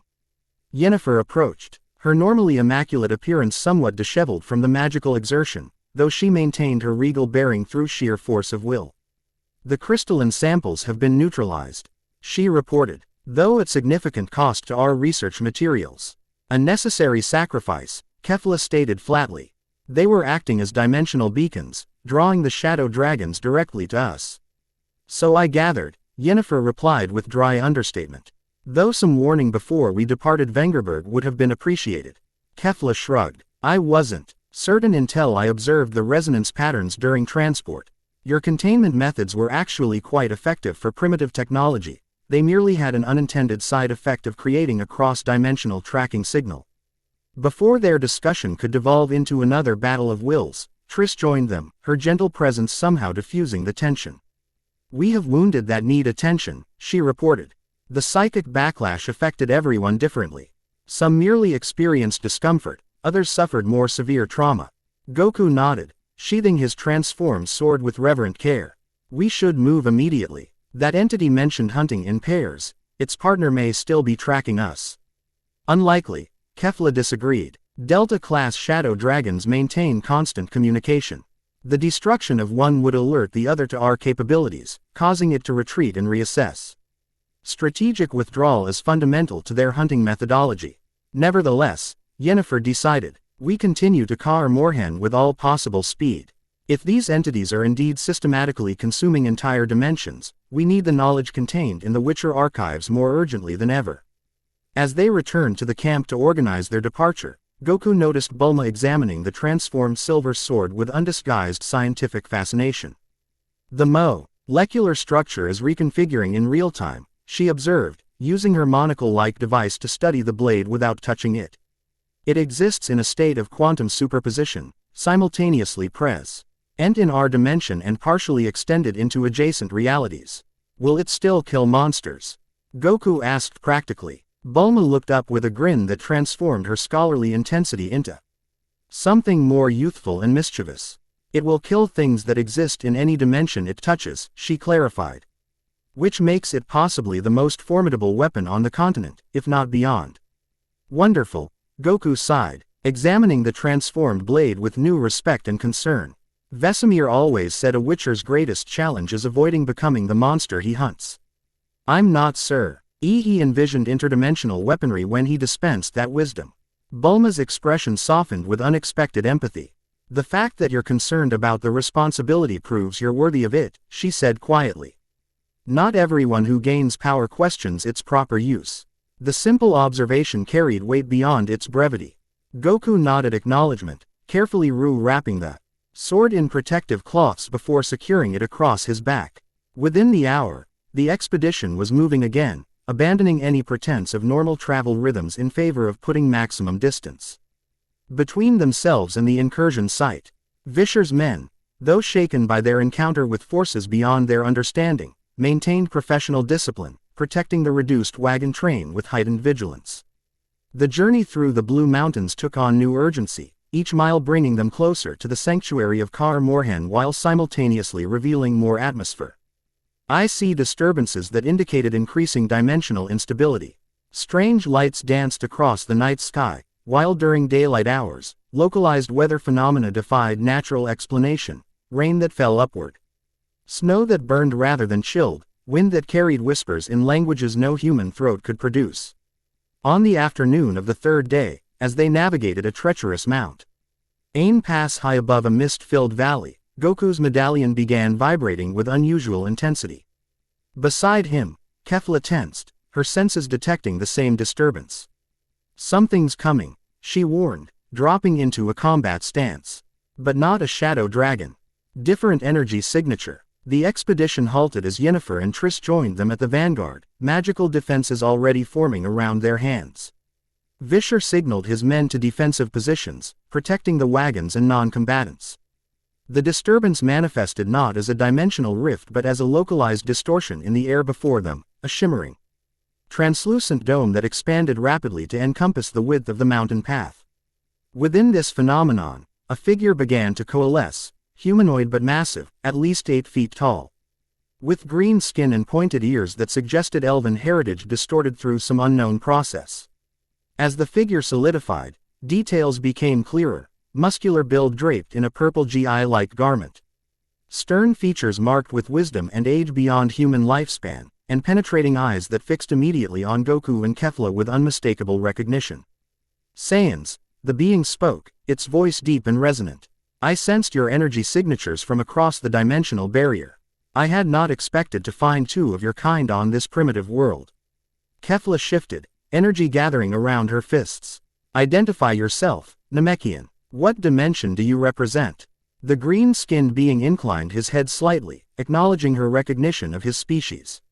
I am Piccolo, last guardian of Universe 7. And I come with warning. The shadow dragons that pursue you are merely harbingers of a greater threat. The dimensional convergence has begun, and this reality stands directly in its path. Goku stepped forward, instinctively assuming a leadership role despite the presence of equally formidable personalities. You know about the shadow dragons. And this convergence, they mentioned. Piccolo's gaze assessed him with renewed interest. You are unusual. Saiyan blood but not raised in Saiyan culture. Powerful but undisciplined in your energy manipulation. His attention shifted to the sword at Goku's back, eyes narrowing. And you carry a dimensional key without understanding its significance. My sword? Goku questioned, hand moving unconsciously to the hilt. It has been transformed by contact with purified dragon essence, Piccolo confirmed. Such weapons are exceedingly rare and immensely valuable in the coming conflict. His stern expression softened fractionally. But I am getting ahead of myself. First, we must reach Sanctuary. This exposed position is vulnerable to observation across dimensional planes. Yennefer stepped forward, violet eyes studying the Namekian with controlled curiosity. You refer to Kar Morhen, I assume. How would you know of our destination? I have been to this world before, Piccolo stated simply. Many centuries ago, during the first incursion of shadow dragons. The fortress you seek contains records of that encounter, hidden in archives few can access. This revelation sent a ripple of surprise through the group. Goku exchanged glances with Yennefer, whose expression confirmed she found the claim as significant as he did. You're saying this isn't the first time shadow dragons have attacked this dimension? Triss asked, voicing everyone's primary question. No, Piccolo confirmed grimly.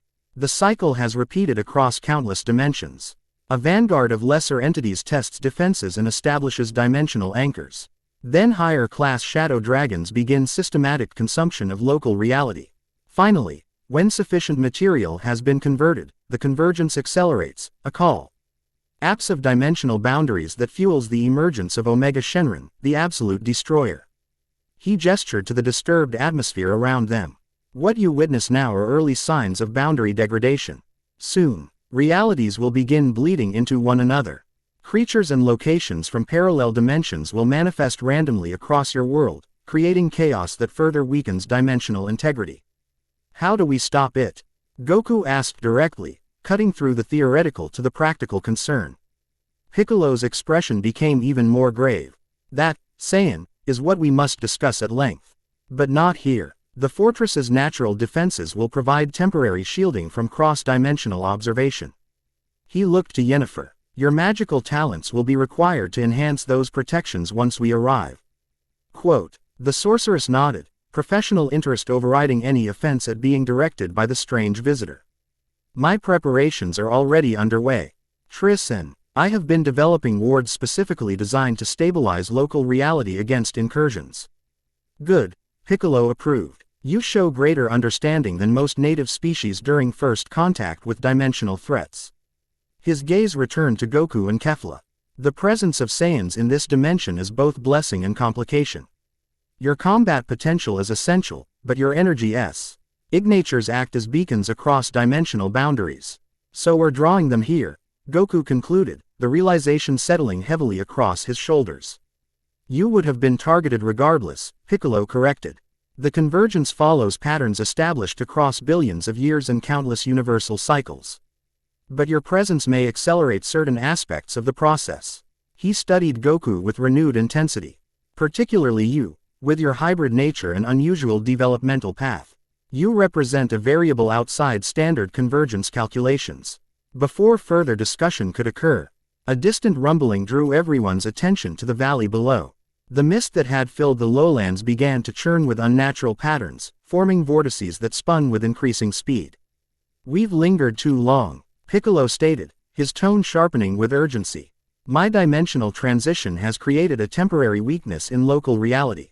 We must reach the fortress before. His warning was cut short as the mist below erupted upward in a massive column, revealing a draconic form of colossal proportions, far larger than any entity they had previously encountered. Unlike the fluid, obsidian appearance of the Delta-class Shadow Dragon, this creature manifested as a tornado of crystalline scales surrounding a core of pulsing darkness, its form simultaneously solid and vaporous. Beta class, Kefla identified grimly, already gathering energy for combat. Much stronger than what we faced at the camp. Piccolo raised a hand in restraint. Direct confrontation would be foolish. This entity can consume energy attacks and convert them to its own essence. Our priority must be reaching Sanctuary. Goku assessed their position with tactical clarity, noting the narrow path ahead that wound through increasingly treacherous terrain before descending toward the distant valley where Kar Morhen lay hidden among ancient forests. The wagons will slow us down, he concluded. We need to abandon non-essential equipment. Yennefer nodded sharply, already moving toward the supply train. Bulma, secure only your critical instruments. Triss, prepare transportation enchantments for the wounded. Everything else can be sacrificed.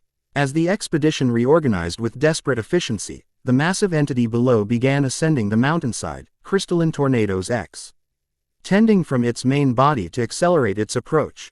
The ground shook with each massive surge forward, loose rocks cascading down the mountainside in deadly avalanches. It's hurting us, Kefla realized suddenly. Driving us toward Kar Morhen rather than attacking directly. Piccolo's expression darkened further. As I feared, it's not seeking to destroy us but to follow us to the fortress, to the knowledge contained within. Then we can't lead it there, Goku decided immediately. We need to split up. Create multiple targets to confuse it. No, Piccolo countered. That strategy failed during previous incursions. These entities can track Saiyan energy signatures across dimensional boundaries. Physical distance is meaningless. Then we fight, Kefla stated, crimson energy already surrounding her fists. Not here, Goku disagreed, studying the unstable terrain. One major energy discharge could trigger avalanches that would destroy the entire expedition. He turned to Yennefer. Can you teleport the main group to safety? Get them to Kar Morhen directly. The sorceress considered briefly before shaking her head. Not everyone simultaneously, and not that distance. The dimensional instability makes portal magic highly unpredictable. What about a smaller group? Triss suggested. The most vulnerable members, at least. Before Yennefer could respond, the mountainside below them exploded as the Beta-class entity accelerated its ascent, massive crystalline appendages anchoring directly into the rock face. It was close enough now that they could see its core, a swirling vortex of darkness that seemed to devour light itself, surrounded by constantly shifting crystalline armor that adapted its configuration with each movement. No more time for planning, Piccolo announced grimly. We fight where we stand. He removed his weighted cape and turban with a fluid gesture, revealing enhanced musculature and a more streamlined appearance. Sorceresses, focus on containment and reality stabilization. Create a bubble of normalized dimensional laws that will prevent it from phase shifting. He turned to the Saiyans. You two will engage directly, focusing attacks on its core rather than the crystalline armor. The sword, he nodded toward Goku's transformed weapon, can penetrate its dimensional defenses if properly channeled. Goku drew the silver blade, YCH began humming with resonant energy the moment it was exposed to open air. The alien patterns etched into its surface shifted and flowed, responding to the proximity of the shadow dragon. "And you?" Kefla demanded, eyeing the Namekian with professional assessment. Piccolo's expression hardened into battle readiness. "I will create the opening you need to strike its core." Without further explanation, he launched himself from the mountain path, green energy surrounding his form as he plummeted toward the ascending entity. Mid-air, Piccolo's body began to change, limbs elongating impossibly, torso expanding to match the shadow dragon's massive scale. By the time he reached the entity, he had grown to comparable size, metamorphosis complete. The collision between titans shook the entire mountain range, sending fresh avalanches cascading down distant peaks. Crystalline appendages lashed out at Piccolo's extended form, while he countered with energy-enhanced strikes that actually penetrated the shadow dragon's outer defenses. "Now!" Kefla shouted, launching herself into the battle without hesitation. While it's distracted, Goku followed immediately, the silver sword blazing with blue-white ki as he channeled energy through its transformed structure. Behind them, Yennefer and Triss began casting in perfect synchronization, their combined magic creating a dome of stabilized reality that encompassed the battlefield below. The shadow dragon detected their approach instantly, multiple crystalline appendages breaking off from the main assault on Piccolo to intercept the Saiyans. Kefla dodged with supernatural agility, her body twisting between attacks with precision that defied normal physics. Goku adopted a more direct approach, his ki-enhanced sword slicing through cries. Tallene material that would have shattered conventional weapons. The core fluctuates in 7-second cycles. Piccolo communicated telepathically as he grappled with the entity's main body. Strike when it pulses with maximum intensity. Kefla reached the shadow dragon's upper structure first, crimson energy surrounding her entire body as she smashed through multiple defensive layers. Crystalline shards exploded outward from each impact, some regenerating immediately while others dissolved into dimensional residue. Goku approached from the opposite side, using destroyed appendages as stepping stones to ascend the creature's massive form. The silver sword sang in his grip, resonating with the shadow dragon's dimensional frequency in a way that allowed him to anticipate structural weaknesses before they became visible. At the mountain path above, Yennefer and Triss maintained their reality stabilization spell while simultaneously directing Vischer's men to continue the evacuation. Bulma worked frantically beside them, her instruments monitoring the dimensional fluctuations caused by the titanic battle below. "The resonance pattern is destabilizing," she shouted over the cacophony of combat. "If they destroy this entity here, the dimensional backlash could tear open multiple rifts throughout the mountain range." Yennefer absorbed this information with grim determination. "Triss, modify the containment ward. Focus on localizing the inevitable discharge rather than preventing it entirely." As the sorceresses adjusted their magical approach, Goku and Kefla converged on the shadow dragon's core simultaneously. The pulsing darkness at its center had begun cycling more rapidly, suggesting either distress or preparation for a major attack. "Wait for the pulse," Piccolo commanded, his extended limbs restraining multiple crystalline appendages through sheer strength and will. 3, 2, 1. The core flared with sudden intensity, darkness briefly giving way to blinding light as it reached maximum energy output. In that precise moment, Goku and Kefla struck in perfect coordination, her concentrated energy blast from one side, his dimensional sword from the other. The combined attack penetrated directly to the entity's dimensional anchor point, the quantum structure that maintained its connection to its origin reality. For a breathless moment, nothing happened. Both Saiyans suspended in attack position with their respective energies poured into the shadow dragon's core. Then reality itself seemed to hiccup, a momentary suspension of physical laws followed by a catastrophic release of dimensional energy.